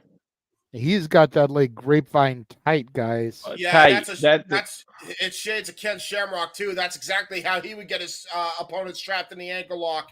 He has torque on that like no other. Yeah, and he knows that's a bullseye target as well. We were talking about it all throughout the match, guys. Danny Garcia trying to make the save, but Buddy Matthews pulling him back. Thankfully, Dax got to the rope there. Yeah, but he's not letting go. Now there he goes. Now he did. He has till 5. I'll use every DDT second of that too. Oh, Jesus. Tornado DDT attempt thwarted by Brody King. Oh, God. Is he going to go for a running knee? Going to go for the cannonball. Jesus. Splash. Yeah, running cross body into the corner. Is that Buddy climbing up? No, that's Malachi Black. That's Malachi Black. All right. Jesus. Dash has Malachi Black. They might be going for the spot again. Nope, no one's on the other opposite rope. Now look at that, Malachi Black. Oh, nice headbutt right to the side of the ribs. I think sends Malachi up. Ooh, moonsault. Taking out Garcia on the outside. Now Buddy Matthews climbing up. Sunset flip. Through. Gonna try to go for it. Looks like a power bomb. Got all of it. Got all of it. 1, 2. Oh! The strength of Buddy. 1, 2. Oh, he flipped it reverse. Dax reverses it. I thought he was going to turn it into a triangle. Oh, backslide. 1, 2. Oh, gonna go for a power driver. Holy shit! Damn, he spiked Buddy. That might be it. 1, 2. Oh, Buddy kicked out. Kidding me? This is a hell of a main event for a Collision. Yeah, every match has been a banger, even Hook's little 2-minute match. Yeah, Tony knew he had to compete with TNA. Yeah, that's not easy, especially the first time back. Hell yeah, with the anticipation. Oh! Black Mass! Curb stop! That's it. It's over. That's it. 1, 2, 3. And that's it. That's it. I'll tell you what. 100, man. I didn't expect Buddy to actually be the one to get the pin.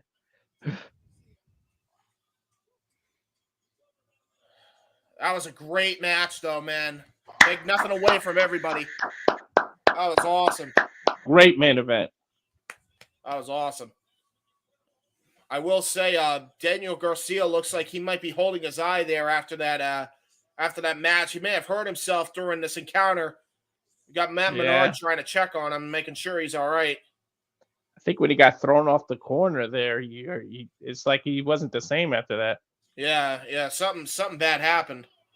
Oh, now look at this. Uh-oh. Oh, wait, was he the one that took the splash in the corner? That's what it was. Yeah, and now, no, not Matt Menard, no. Uh-oh. Matt Menard got pulled off of commentating it. Is he going to join them? Like, what is this going on? Okay, there we go. Jesus. Cash, they got chairs. FTR with chairs now. Well, it's equalizers. Turn into a Pier 6 brawl right now. Equalizers. Yeah, you're damn right. Danny Garcia swinging for the fences there. Now they're stomping on Malachi Black.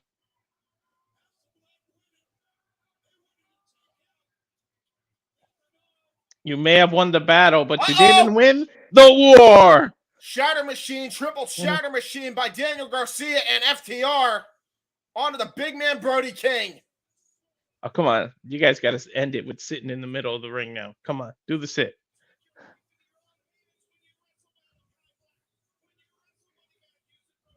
Amazing matchup by all 6 men, and what I'm sure is far from over this issue between all 6 of these individuals. 7 if you count Matt Menard. Yeah, the battle's over, but the war has just begun. Yeah, and speaking of wars, we got Battle of the Belts coming up next. Main event. Wait a minute. Tony saying, hold on. What the heck? What in the hell? We got a brawl going outside right now between Sammy Guevara and Chris Jericho. They just cut it off. They just cut it off. heck? Oh, there we go. No, we're back on the air. Battle of the Belts is live, and it looks like it's Big Bill and Ricky Starks trying to get the jump on the number one contenders. Jesus Christ. Looks like they're starting right out with the street fight. Oh! Oh, okay. Elegant. So, hello, Jeff. Yeah, we got a street fight going on. So, as you guys start Battle of the Belts, Dana Brooke, Ash, they're calling her Ash, just debuted on Hard to Kill. By the way, I'm on both channels right now. Let me see if I can get my camera to work here. Let's do this. There we go. Hi, guys. Hi. Yeah. You said they calling her Ash? Yeah, Ash by Elegance. Is that what they said, Noah? Yeah, that's my elegance. This is so weird. I'm seeing myself twice. This is bizarre. Anyway. We got Daniel Garcia, or no, I'm sorry, I'm thinking it's Daniel Garcia. Sammy Guevara getting a trash can kicked in his face. That happens. Jericho's picking up the trash can now. Oh no, I'm sorry, that's Ricky Starks getting a trash can kicked in his He's fight on the Battle of the Belt side here as we get ready for a knockdown for the ages. This is going to be so damn good. This is a match I've been waiting for all night. If you guys get a chance to go back and watch this TNA pay-per-view, cannot recommend enough. It has been a solid, how long have we been on the air? 3 hours? Yeah. And I completely say the same thing as far as Collision goes. Yeah, I was going to say that too. The squash match that only went about 3 minutes, but every match has been a fucking banger. Yeah, and we got a street Yana fight. versus Red Velvet was amazing. Yes. Dustin versus Willie Mack brought a tear to my eye. Yeah, with a tear in my eye. Woo! As she do, So as they all good do. I stuff. love it. I love it, man. So That's much great. good Oh, stuff, Macy man. Rain. That's only the virtuos that can deliver. But tonight, Trinity and Jordan Grace, you have to top that shit. You guys got about an hour. You guys have a tag title match. We got the Knockouts World Title. Have fun, y'all. Bro, we just had Big Bill chokeslam. That is the most meta thing we've ever done. There you go. Holy shit. Dude, he starts with the Purple Rain t-shirt on. I can't get over that. That's so cool. What a fucking Purple Rain. Purple Rain. It's not an open mic night. What the hell? Wait a damn minute. Hold on. We just got started and we got a golf cart. Oh, Jesus Christ. And I would have loved just broke the windshield of the golf cart. Did he use the golf cart? Oh my God. This is what it looks like when Guevara drives. Nice. That almost looked like a 3 count. I think the ref kind of messed up there. Yeah, well, to be fair, he's probably trying to get his hand not to hurt it.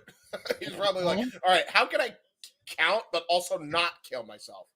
And kill my writing hand. Trust me, counting a 3 count on concrete is no bueno. No, it's not. I speak from experience. Bill getting knocked down by Sammy Guevara with a sign, it looks like. A one-way or do not enter sign. Yeah. Which he ignored with the golf cart. Yeah, no shit. I mean, he definitely ignored that. Uh-oh. And there we go. It looks like Big Bill just got slammed into the production truck. Yeah, they're definitely brawling all over ringside here with this shit, man. Ringside, this is the parking lot. This is the ringside of the parking lot. Hey, exterior. listen, they're playing backstage assault, so technically this is ringside. Boom. I'm just waiting to see Big Bill pick up a Master Mysterio and throw him like a javelin dart into the truck there. Don't give him ideas. Bill making a comeback on Guevara, I should say, and Jericho. Yeah, Sammy Guevara. The sex gods look like they're wandering somewhere. Jericho's like, I need a bite to eat. I'm hungry. Is Big Bill grabbing a book bag? I don't know what's in that book bag. Probably a brick. All book bags have bricks in wrestling. Oh, Jesus. That's fair. And yeah, Ooh. it's got to be Or a brick. cinder block. Absolutely. Brick or cinder block, definitely. Mm-hmm. Because that was hard. Let's see. What's in there? Yep, brick. A brick. 2 bricks. Oh, wait. Hold on. 3 bricks. There we go. 1. 2. Uh-oh. Oh, my God. Holy shit. Was that real glass? No, I'm kidding. Cry me a river. Yeah. Guevara springboarding off of that bench there and attacking Big Bill. Jericho Somebody's- comes back in. They're double teaming him now on that car. No way. Guy- Oh, my God. Yep. Double suplex. Double suplex on a Nissan. Double suplex. Oh, boy. Somebody's going to be calling Geico later. 15 minutes could save you 50% or more of car insurance, but I don't know if it can save you 15% or more of wrestlers going through your fucking windshield. Is that the owner of the car? Dude, it's a fact. Is that Alex Reynolds or some other rando? I think that was the rando, like the owner of the car. You know what I mean? And then dude, I'm sure it was a plant, though. Watch that one. Somebody from Fozzy. Dude, wait, was it? I don't know. I'm just saying, like, watch it be someone from That Fozzy. would be fucking funnier than shit. Uh-oh, we're at an ATM. Don't break the ATM. They need it. They need money. Mm-hmm. Now we're going to the doors. Are they making their way into the arena? Hey, there's 3 doors. Yeah. The brick there. There's 3 doors. Looks like Make they're the 3 actually doors go coming down. into the arena. Over by the elevators. Behind those eyes you lie. 3 doors down. Get it? Washing machine. Yeah, and there's the wet floor sign. Jesus. It looks like they're in the laundry area. Yeah. Jericho beating Ricky Starks over the back with a wet floor sign. Oh Jesus! Into the laundry bin you go. You know what this reminds me of, man? This reminds me of a old school WWF hardcore match feel. Yeah, Oh, yeah. Jesus. It reminds me of Halftime Heat, the empty arena match with The Rock and Mankind. Yeah, except we haven't made it to the arena yet. Oh no! Oh no! He's gonna choke Jericho with a sweater. No! Couple punches to the temple. About 4 or 5. Ricky It's Starks about looking time for for the another momentum weapon. shift to come here. And Ricky Starks to start Is that a getting plunger? A plunger Hopefully to it's not Jericho's dirty. face. I was about Yeah, to say, I hope it's not dirty. I hope that was brand new, never used. Hopefully. Is that a snowman? Is that a snowman? What is it, a polar bear? You want to Build a snowman. Oh, there's a vacuum. Oh no! Not the Swiffer That's a jet. mop. Not Oh, the Swiffer yeah. jet. I just threw a snowman. It landed across your head. Nice. Oh Jesus! Head- Irish whip. Oh, Countered. too bad. Oh boy. I'm shocked This that they're going to portion- show a Pepsi machine. Monk is not in the company anymore. You beat me to my joke, Walter. I was about to say this portion of the match presented by CM Punk, aka Pepsi Phil.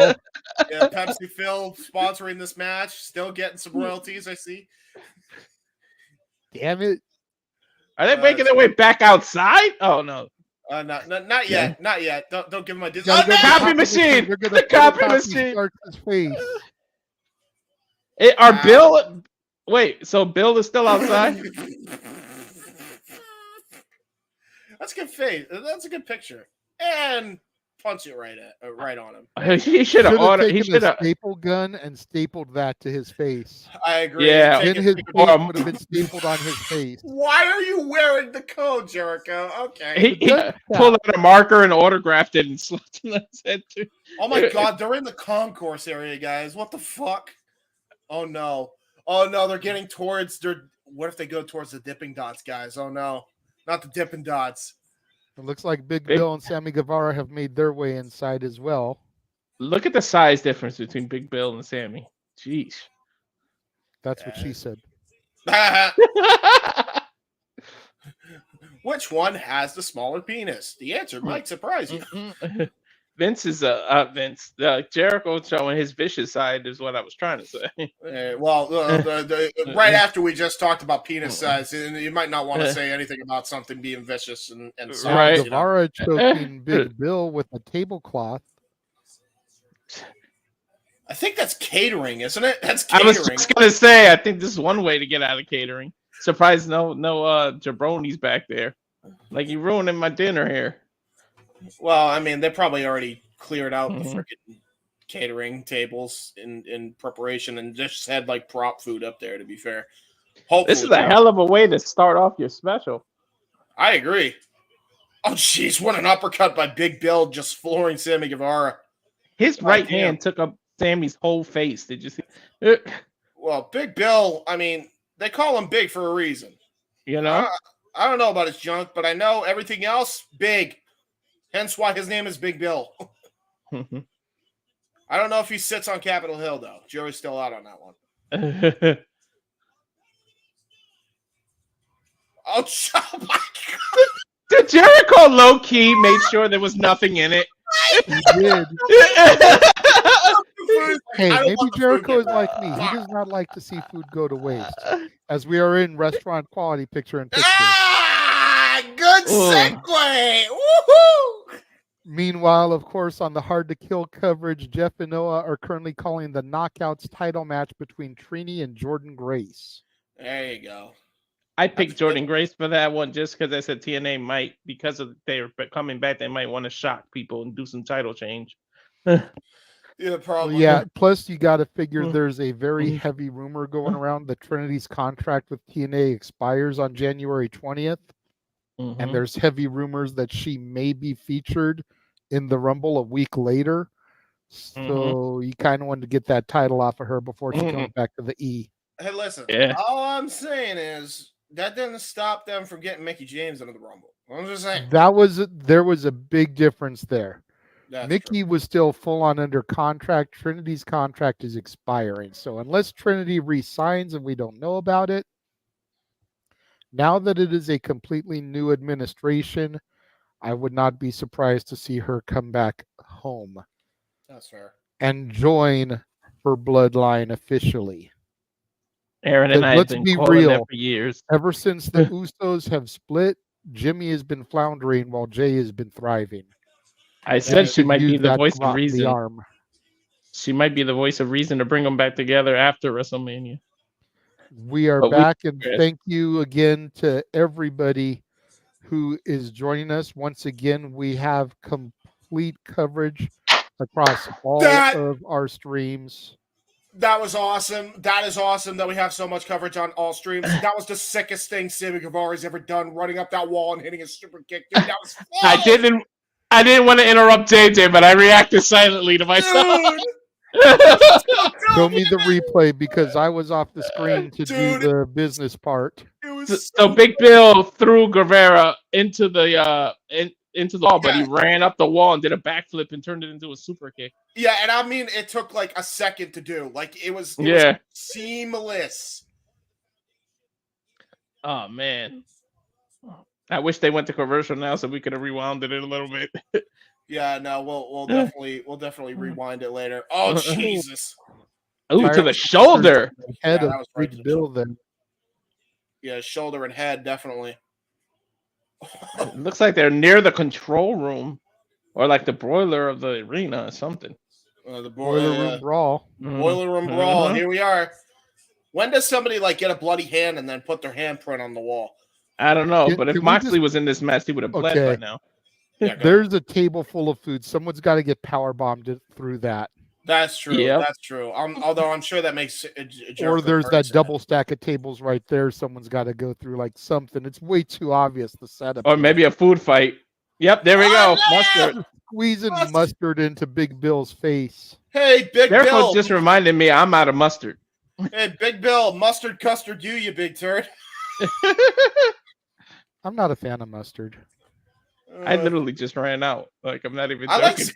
I like spicy mustard and honey mustard. Those are like the only mustards I can tolerate. Yeah. Oh geez, kendo sticks. Here we go. Kendo sticks. I'm really weapons. I'm really basic when it comes to like condiments. I don't do ketchup. I Yeah. don't do mustard. I don't do relish. Oh wow. We're Oh, here we finally go. into the actual arena now. Oh, Jesus. Kendo sticks. Jericho Ow. beating Bill's back like bongos. Say that 5 times fast. Yeah, Bill's beat back Big like Bill's back bongos. like bongos. Ow. Maybe not. Maybe Jericho don't go near the camera side where the seats are empty. Just an idea. Yeah. That would be a good call. Guevara sitting there playing with the crowd, and then Oh, Ricky Jesus. Starks comes out of nowhere. Uh-oh. Timekeeper Stables is getting dismantled. That's not good. Somebody might get hit with that bell. You can ring my bell. Jesus. He's just walloping Big Bill with that kendo stick, bro. Holy shit. I haven't seen this side of Jericho in a while. He's pretty I like aggressive it. here. I love it. Yeah. Uh-oh, he's getting another table. No! Oh my God, he's got an old school AEW table. That was the first table ever used in AEW, by the way. I know that's really weird lore, but those tables sucked ass to go through, and Joey Janela and Kenny Omega had to use them way back in the day. They don't even look. They don't even look wood. Yeah, they are wood, but Jericho took a double stop through them, and it actually cut. It actually cut him wicked bad, but he was able to continue through the match. It was a match between Jericho and Omega, first double or nothing. Sweet Jesus. Oh God, no! Uh-oh. Jericho is slam goozled. off of this platform. He's got him in the goozle choke slam. Oh, Counter. They're on some kind of Oh! platform. oh, right. In Take the a little seat, bills. Bill.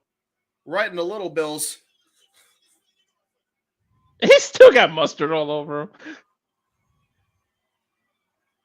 What is that? Some kind of raised platform and with a random seat on it? Oh no, Kanosuke! Kanosuke Takeshita! Powerbomb! Oh my God! Oh my God! Well, this might be over if Bill can cover him. Jericho's got a leg over him. Doesn't that count technically? Like, come on, let's get a Technically. 1, 2, 3 here. Shoulders Exactly. are down, leg is over him. AEW Oh my with God. the holy shit moment. Yeah, that's a Here holy comes shit the Shane moment. O'Mac spot. Yeah, climbing over towards the Titantron. Oh no. What's Oh, no, Sammy got in Sammy. mind? He's got that cheesy smile. I know, right? He's taking his shirt off. You know he's about to do something big. We loco. No. And he's taking the shirt off. Oh God, what he's is gonna it? go Jeff Hardy with it. Oh my God, dude. Oh He's my going God. scaffolding. Jesus Christ. Sam Guevara with the water tower spot is what I call this. What the hell is he planning here? Yes, remember you Shawn are Michaels local. before he did that dive? Oh God, he's gonna go for a swanton, it looks like. Jesus Christ now. He's probably gonna miss this. You giving Ricky Starks too much time. Oh, What? oh, there's Powerhouse Hobbs. He pulled Ricky Starks out. What the Holy hell? crap. I called it. Whoever would have thought Powerhouse Hobbs would save Ricky Starks' ass again? I don't know. I knew he was gonna miss it though. I just saw that coming. Starks and Bill retain. Wow. Although I What a didn't see that match. coming. God damn. to what a match. JJ's point, Jericho's got he's got a legit grind with them. He could have said, I had my foot on his chest that whole time. I will say in this match, I would definitely check on Big Bill and Jericho because Big Bill could have really screwed his leg up, and Jericho, I think, may have gotten a concussion off that powerbomb. I'm just saying, Yeah. like he hit his head. fucked up by that. His head was inches away from the guardrail near the corner of that table. Okay, so but he might Sammy have hit it. Guevara could be dead. Yeah, that's true. You That talking is about true. jacking up a knee and a concussion. Sammy Guevara could be dead right now. That's fair. He did go through. Yeah, but you see all that. Look at this was right covered. here. Went through the table. Jericho's like, look at this. Jesus. He landed on no part of Starks. He went straight through that. He could A la be Jeff- dead. You see him wincing. A la Jeff Hardy 20, 30 years ago. Oh, I remember that. Hey, remember when Jeff Hardy did that and like a bunch of cotton balls came out of nowhere? Pepperidge Farms remembers. I do. Always. Yes, that's definitely gotta hurt. Hell of a way to kick this off, though. Hell of a match. How do you even follow that? I was gonna say that they probably go into the back and say, "Hey, follow that, bitches." Next, they're gonna do the women's match because that's gonna. You see, look, they're gonna use that as their cool down match. And Orange Cassidy and Preston Vance main event. Okay. Now that we're on full blast commercial, can you back it up for JJ to see that? No, it's okay. No, don't worry about it. Don't worry about it. It's DVRing. I'll watch it back later. Okay. I got it. No, I got it. Hold on. It's fine. Let's keep the forward momentum because we don't want to have to get everything resynced back up. That's true. I was going to throw to a commercial anyways. All right. Fair enough. You know, this is disrespectful to Julia Hart, by the way, to make her follow this. Like, I agree. For real. How dare you? While we wait on that, we're going to take about 50 seconds and take a look at all the upcoming special events coming to Open Mic Night that have already been booked this year. Stay Absolutely. tuned.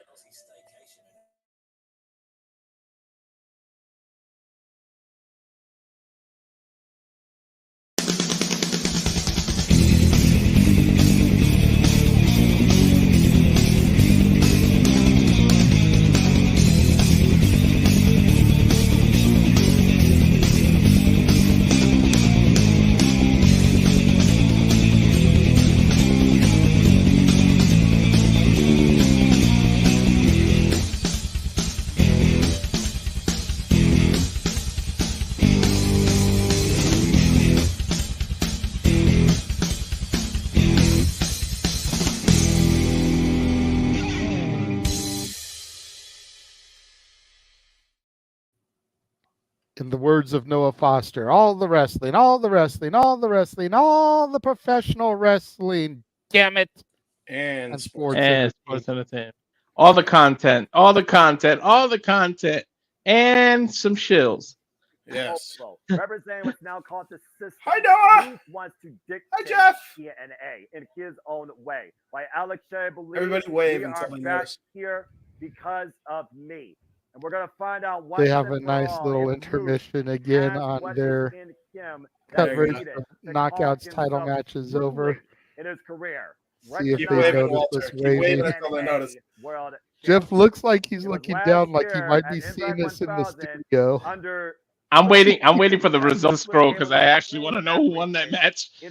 Fired for the world title opportunity. And Alex Shelley wasn't really thinking about it. That's Alex Shelley again. He was perplexed. Defending the title all over the world. Overcoming the likes of Nick Aldis.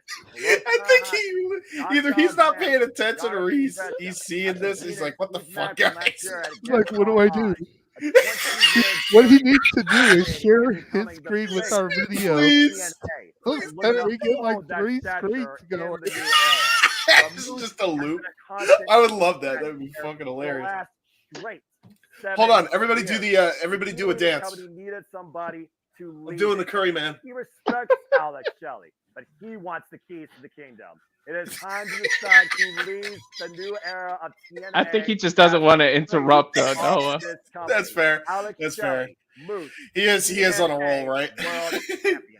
You guys have a good stream. All right, we're back on the air, guys. This is it, Jeff. This is what we've been waiting for all night. This is the cornerstone. Yes, Grace defeated Trinity. I called it. There you go. Alex Shea, a still struggling varsity stretch. Alex Shea, the third longest reigning team. Oh, that's so freaking crazy that this is happening, man. And we have is this a vignette here? Yeah, a vignette for Serena Deeb. Yes, the professor is coming back as they get ready to begin Alex Shelley versus Moose for the TNA World Heavyweight Championship. Pounce!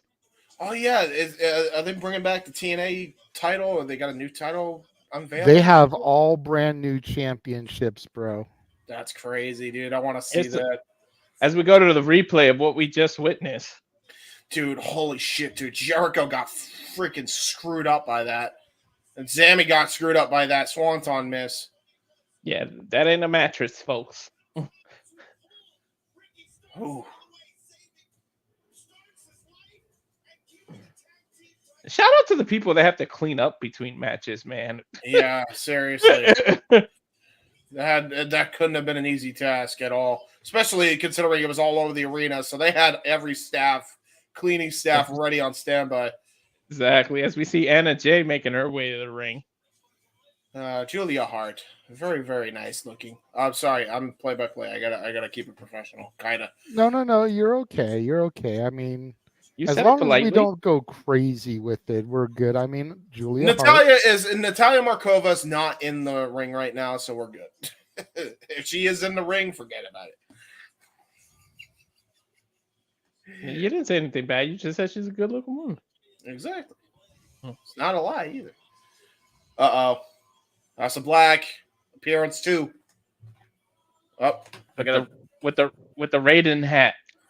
True. Turn off the light. Damn it. All right, here we go. Or more like Kung Lao's hat. I would rise, but my camera does not allow me to rise. So I do love their music. Dude, I love Julia Hart. Every song is a banger. Yeah, I gotta give AEW credit for their music. Yeah. It actually sounds distinguishable, unlike WWE's, which all sound the same. Because Def Leppard is not great. Mm-hmm.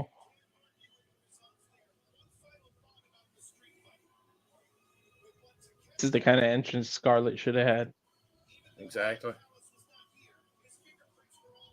Thanks, Scarlett, Karrion, Rhea, all these people. Mm-hmm. Miss Blackheart herself. We know her heart is black. That is true. I love how she sings along with the song. I was gonna say, is she singing along there? Yeah. She does that every entrance.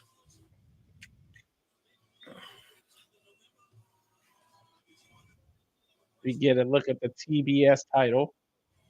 TBS champion. TBS title being defended on TNT. Yeah, because that makes sense. At least we did see the TNT title on TNT as well, so Tony, he took a chance because, like, what if you lose your network deal? Then you got to change the name of your titles. That's a very good point, and you really got to be confident with the network to name your titles after them. Yeah, imagine if the E had a USA title back in the day, and then they had to go to Spike TV after. They would have been like, That's what they called the United States title for a little bit. They called it the USA belt. Followed up on tie up by Jay and Adam, Julia, by the way. But yeah, that would have been hilarious. So they would have had to call it the TNN title right after. Then they had to change it to the Spike title. Then back to the USA title. That would have been phenomenal. Julia just slamming. Whoa. God damn. Just slamming her head on that. Well, we know how Julia Hart gets down in the ring and possibly in the bedroom. That's a bit rough. God damn. Just slamming the back of her head. That's dangerous, man. That's concussion easily. Exactly. Absolutely. Yeah, see, and the difference between a bed and the ring is at least you have a bed to cushion your blow. Oh, nice throwback. Sorry. You idiot. There you go. I tried to step right over it, JJ. I don't know if you noticed. I had to make at least one comment like that. You did, and I just put my own little twist on Noah's theme there. So that is actually pretty good. Pretty good.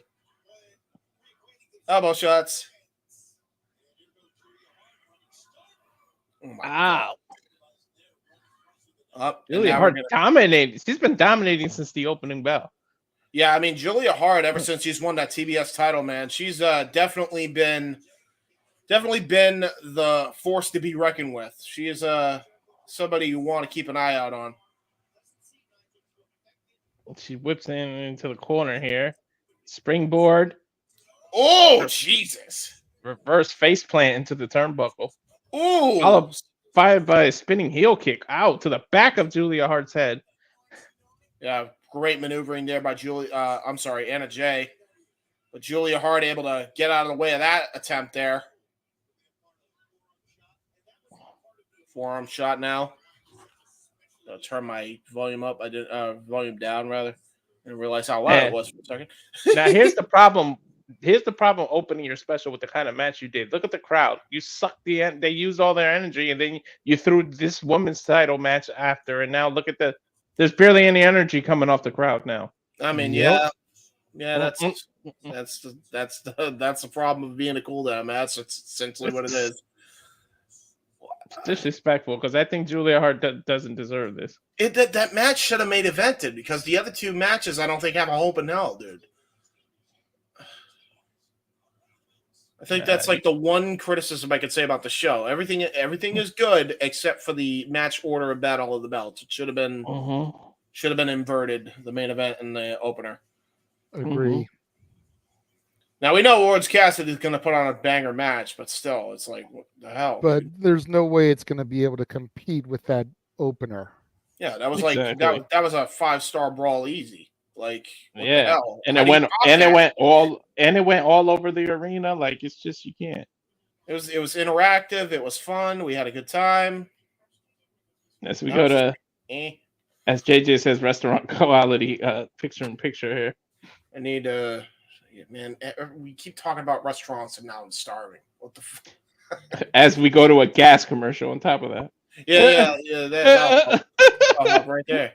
Oh, are we talking about gasoline or are we talking about like natural gas? I don't know. Really quickly, while we're in picture, James, you asked about the titles. Yes. For TNA.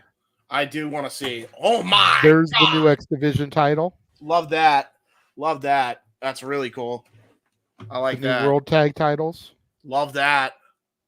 All right. The new Knockouts tag titles. Ooh, yeah. Like that. The digital media title. Dude, that is sick looking. Knockouts championship. Yep. Nice. And their world championship. Dude, all of them so beautiful looking. I really like the knockout. The knockout championship looking really nice. See, that's how you do your championship branding and still have your logo plastered on the title and also make it look different in every design. Just saying. Done by Hellfire Designs. You can find them on Twitter, Hellfire_designs. Yes, sir. There you go. So if you run a wrestling promotion and need to get a championship belt made, go to them. They did TNA's new titles, and y'all see how good they look. Who does the AEW? Who does the AEW titles? Do we know who does those? I'm not sure. There you go. They look pretty Obviously not Hellfire Designs because they're not that distinct looking. I was going to say, that says a lot when you said, I don't know. It says a lot right there. I was going to say, like, there definitely is, I think the world title is distinct from every other title. But yeah, every other title is kind of the issue. I kind of don't even like the design of the AEW titles, to be honest. I like the World Championship. The World Championship, I mean, you can tell it's a World Championship. And we're now in full-on commercial. We don't even have the picture anymore. Yeah. Some further disrespect for this women's title match. Which is why we all went on rants about belts. Yeah. Women's wrestling. Come on, man. Tony. Like, well, hey, JJ, there's your bed there. Oh, yeah. My bed. Yeah, that's Julia. Yeah, there's Julia. Julia Hart is doing some headbanging of a different kind of variety.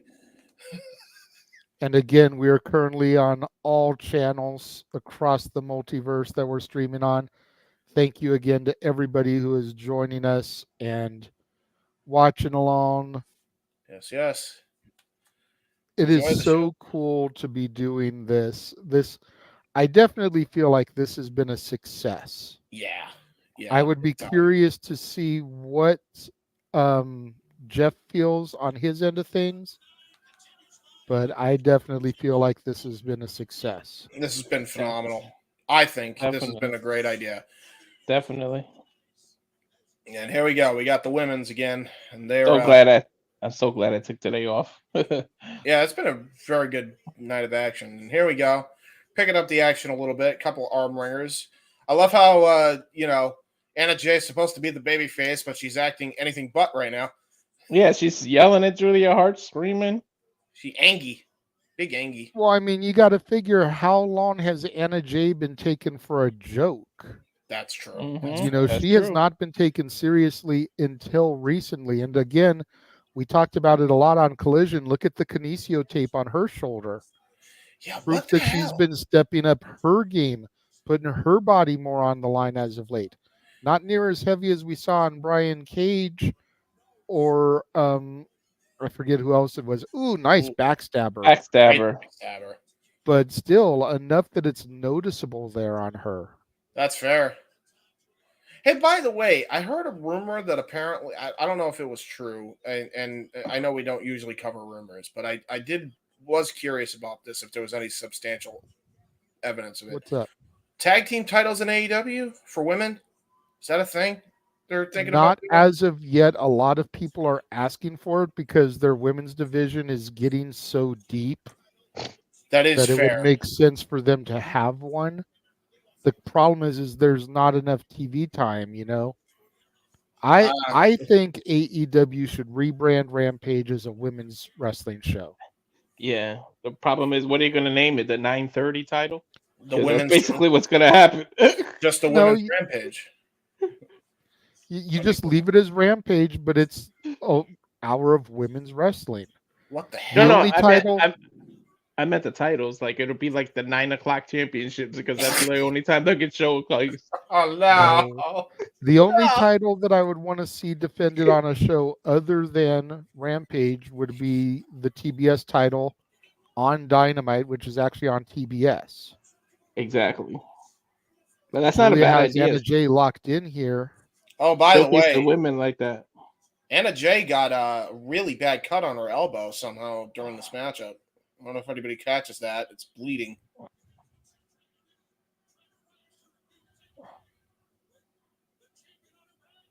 Oh, she got out of Ooh. the The what was it? snapmare took her over. Yeah, well, yeah, that downward Ooh. spiral.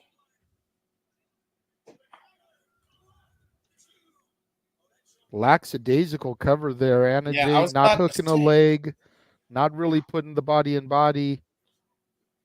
You see, this is why people don't take you serious, as you make rookie mistakes like that. Uh-oh. Uh-oh. Uh-oh. That's going to And do it right there. Julia Hart's got her locked in. oh, Jesus. All right, yeah, it's done. Oh, Jesus. And Oh, she my taps. goodness. Yeah, and that's on the bad shoulder with the Kinesio Yeah. tape. She had that in deep. Yep. Deep as a dish pizza. God damn it, I'm hungry again. Why did I make a food joke? Yeah, I was gonna say, why did you do that? I don't know why. I don't know why. I got food on Okay, my the mind. TBS title. The TBS title is it's nice. The color scheme is nice. Which means the TNT title is nice because they're just the same belt. I'm not going to lie. I've been watching eBay, seeing if I can find an affordable TBS championship because then I want to get Jade Cargill to sign it when I go to WWE show. Oh, that would be cool. That'd be funny. Yeah, that'd be awesome. And then Walter is going to offer to buy it off me because that's his woman too. Yeah. Love me some Jade. Then she'll cut a promo on you like the baddest bitch she is. She'd be like, "You're gonna try to get me to sign this and sell it on eBay because you're too lazy to go get a real job." Here we go. Backstage with Team Jarrett. Jesus. Been crumbling before our eyes here lately. Mm-hmm. Is Jay gonna go face after this? I have a feeling that's where we're going with this. There's the guitar in the background.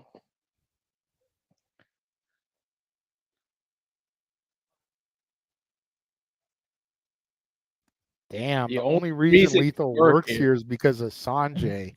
Sanjay is angry. He's still salty about SoCal Val all these years later, huh? He has little man syndrome, man. Little men just get angry. Satnam Singh is back. He's been MIA for a while. Oh, maybe that's why they're out of sync. It's because they don't have Satnam. That's a big man.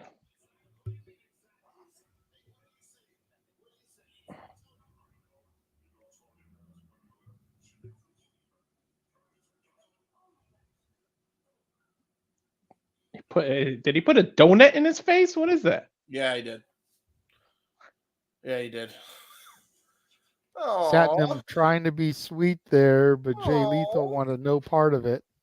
As we're on full commercial now. Yes. I feel bad for Satnam now. Justice for Satnam. God damn. And we remind everyone.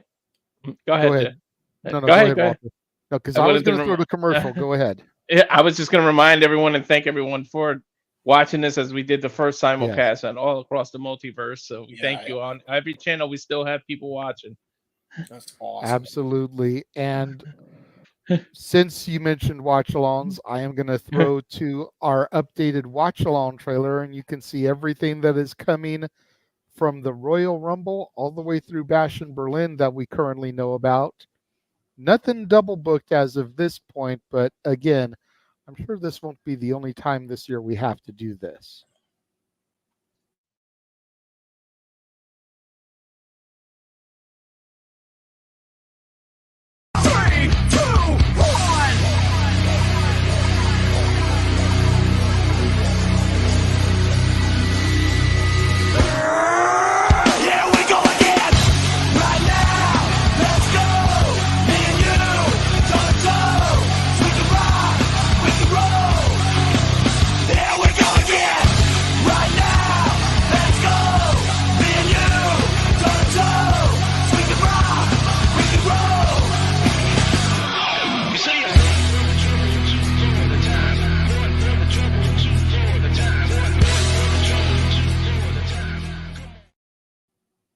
And apparently earlier today, it was reported and announced on WWE's Twitter via the Sunday Times in Washington, CM Punk will be at the Chamber in Perth, Australia. Oh, wow. Okay. Damn, that's the first time I think Australia is getting a Punk appearance, huh? There you go. Wonder if he'll have a match or just an interview segment. Don't know. But either way, Punk will be in the house. Punk in Perth. There you go. Dude, it would be... What the hell is this commercial? There's no way that's real, right? Where they're just, like, handing out money for no reason? What the heck? It's a lie. Oh, Ibotta? Yeah. Is that a legit thing? It actually is a legit thing. There's an app that you can use. I used it for a while back in the day. And what it is you go through and you scan your grocery receipt and you mark off things that you bought. And it'll go through like a database. And if it finds a price cheaper than what you paid where you paid for it, it'll give you a little refund. And the pennies will start to stack up. And then once you reach X amount of dollars, I think it has to be like $5 or $100, you can cash that out and have that money sent to your bank. Really? Yeah, so I don't know if you have any of these stores near you, but just roll with me here. If you go to a Vons or a Pavilions and you buy a jug of milk for $3.99 and the Ralph's near you or the Walmart near you has it for $3.29, you get 70 cents back. Ooh, okay, so because you could have found it somewhere else for less. Okay, and then does that work for convenience stores also? I don't know.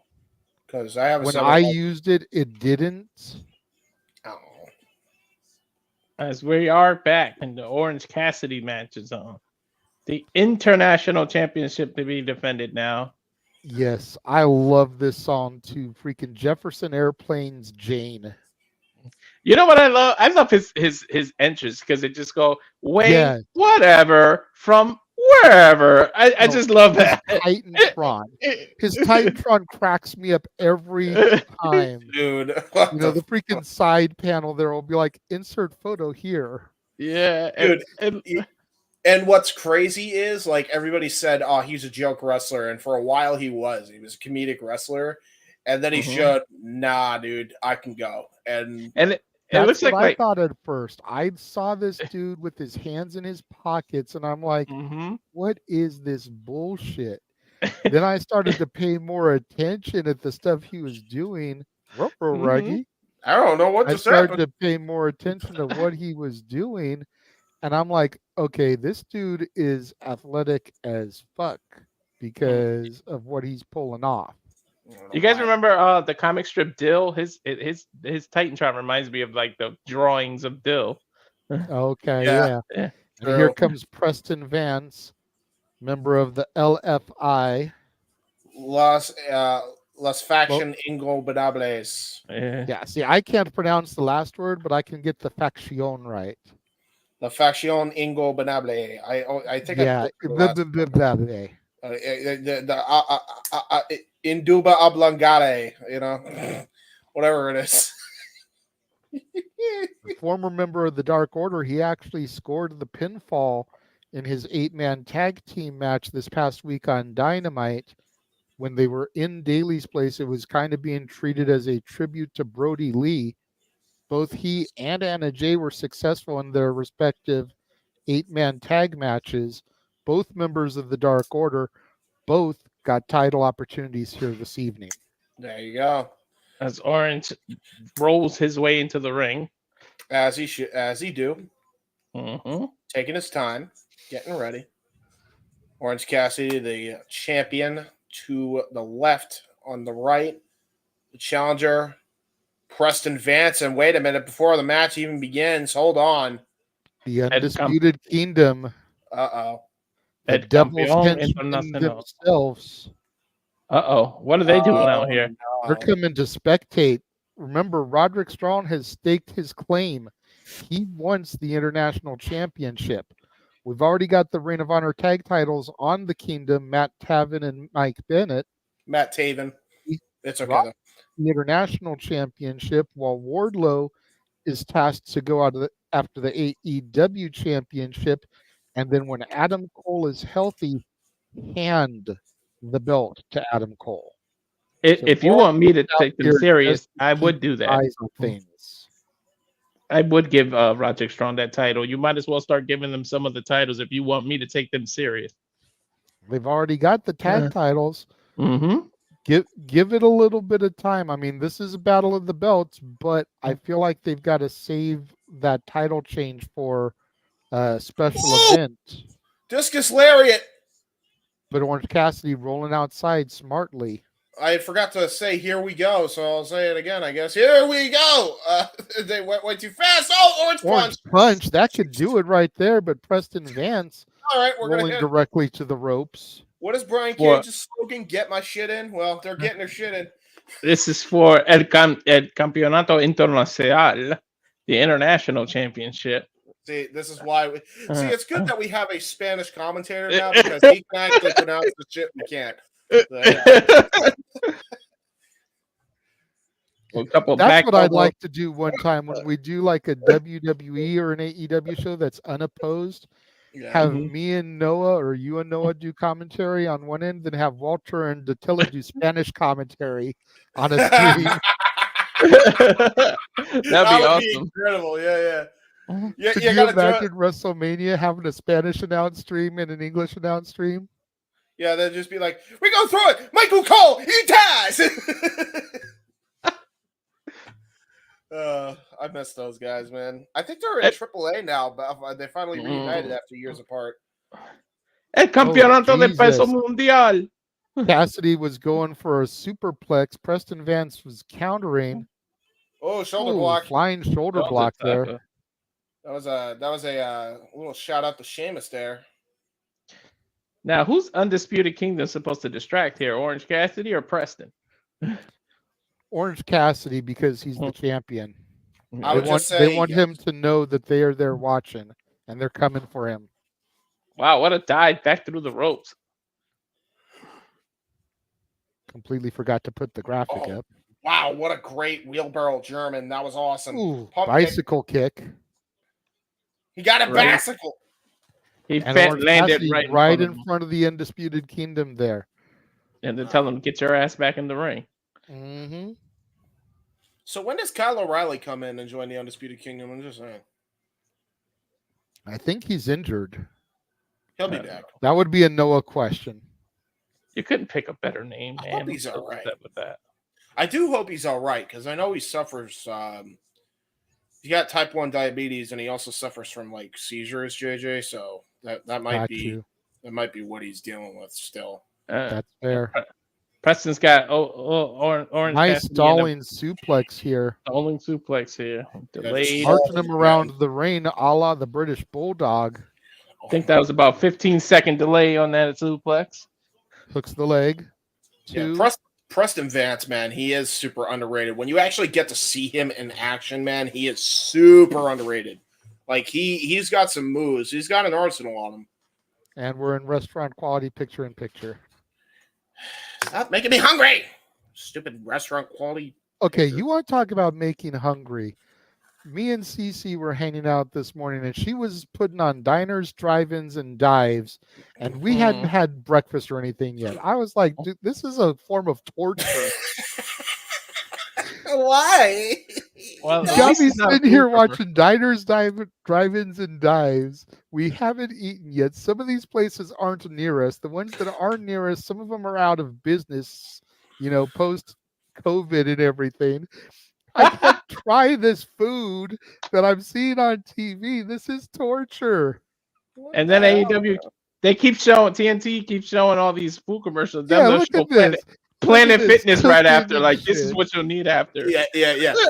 You'll need knock it till you fried it. Bam. Yeah, you eat the food and then you go work out after you eat the food because you are a fat ass. And now we're with this commercial where they're in like the little lettuce restaurant and everything, the salad restaurant. Dude's trying to get a picture with LL Cool J. I got bread. Like another food-related commercial. Damn it. There's bread everywhere. Nothing but right? Bread. What the fuck? Stop it! It's just progressive. I actually have progressive insurance. It's not bad. There you go.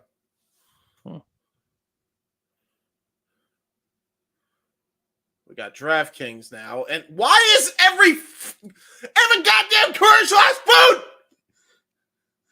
Why is Kevin Hart in every damn thing? Well, because he's Kevin Hart. Ladies and gentlemen, if I may have your attention for a moment. Yes. I am hearing Noah and Jeff scream off of my TV, even though I have them on like level 2 volume. The huge, you'll never believe who will show up is none other than Nick Nemeth. Nick Nemeth is at Hard to Kill right now. They showed him in the crowd? No, he is coming to the ring. Oh boy! Apparently, wow. Mr. If I'm understanding everything correctly, and we will get Noah and Jeff to, kind of put everything into place when we come on the air for open mic night. But if I'm understanding correctly, Moose defeated Alex Shelley, and Nick Nemeth came out. Uh-oh.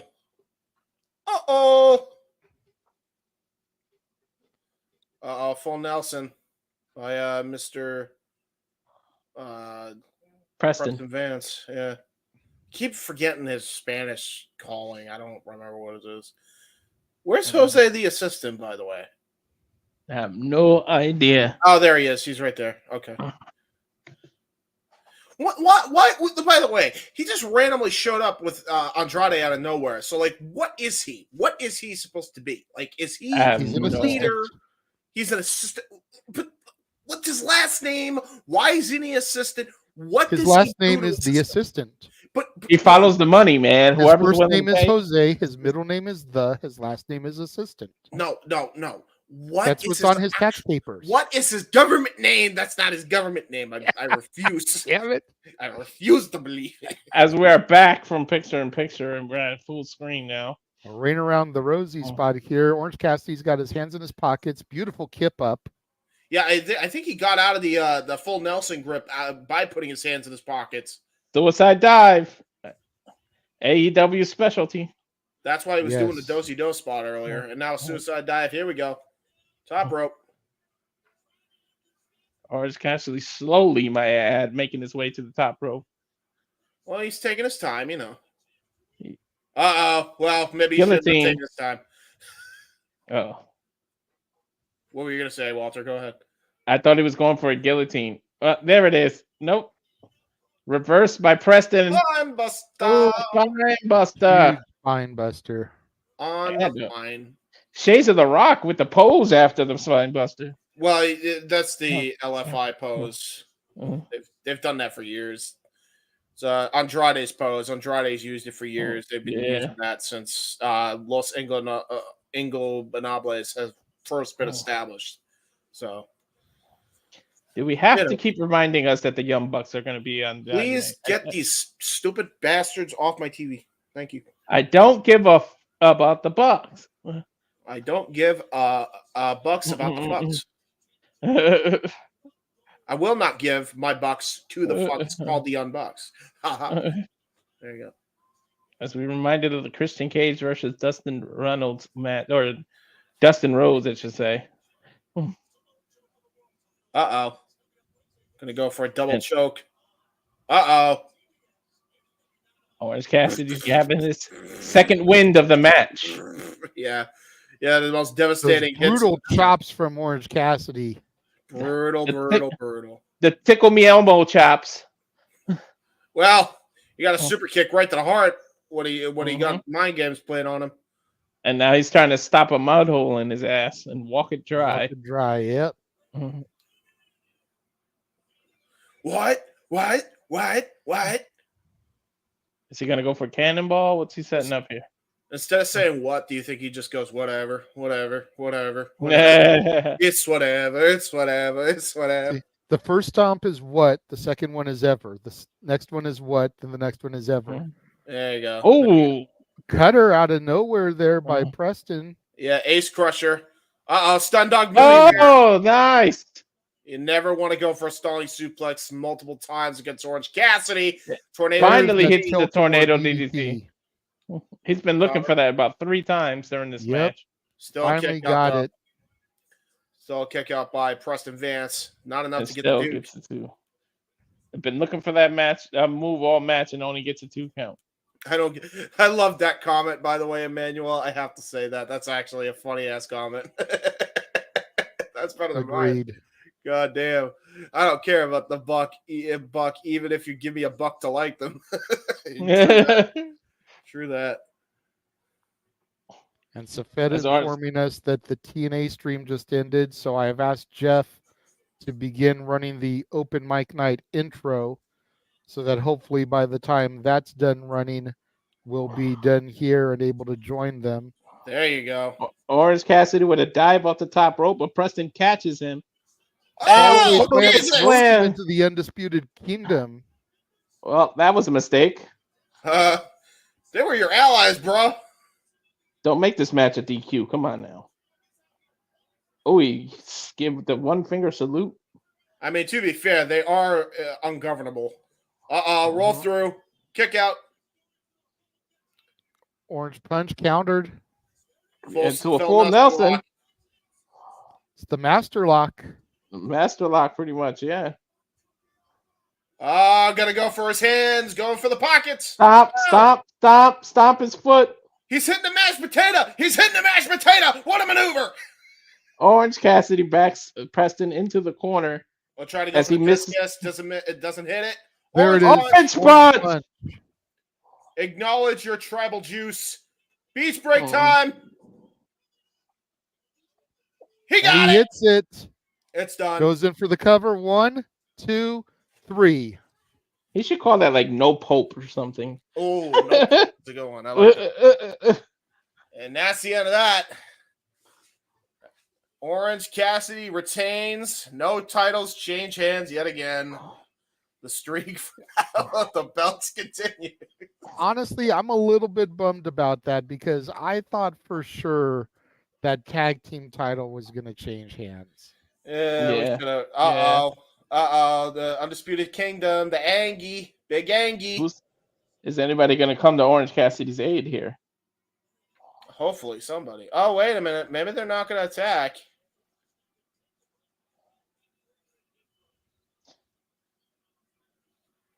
I mean, I do Somebody's like the assistant taking off his jacket. Jose just got the kick. Yeah, he's an assistant, huh? Not a very fucking good one. Ring cleared out of Preston Vance and Jose. Now Orange Cassidy stands alone.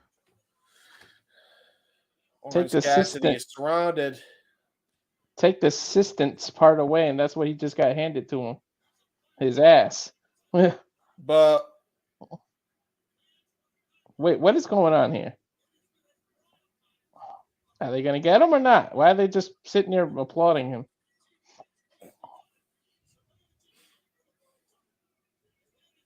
just a stare down. That's how we end. That's going to be it. Okay. We get a stare down with Orange Cassidy. He's showing off his international title, and we go off the air. There we go. That was very anticlimactic, but whatever. It's whatever. It's whatever.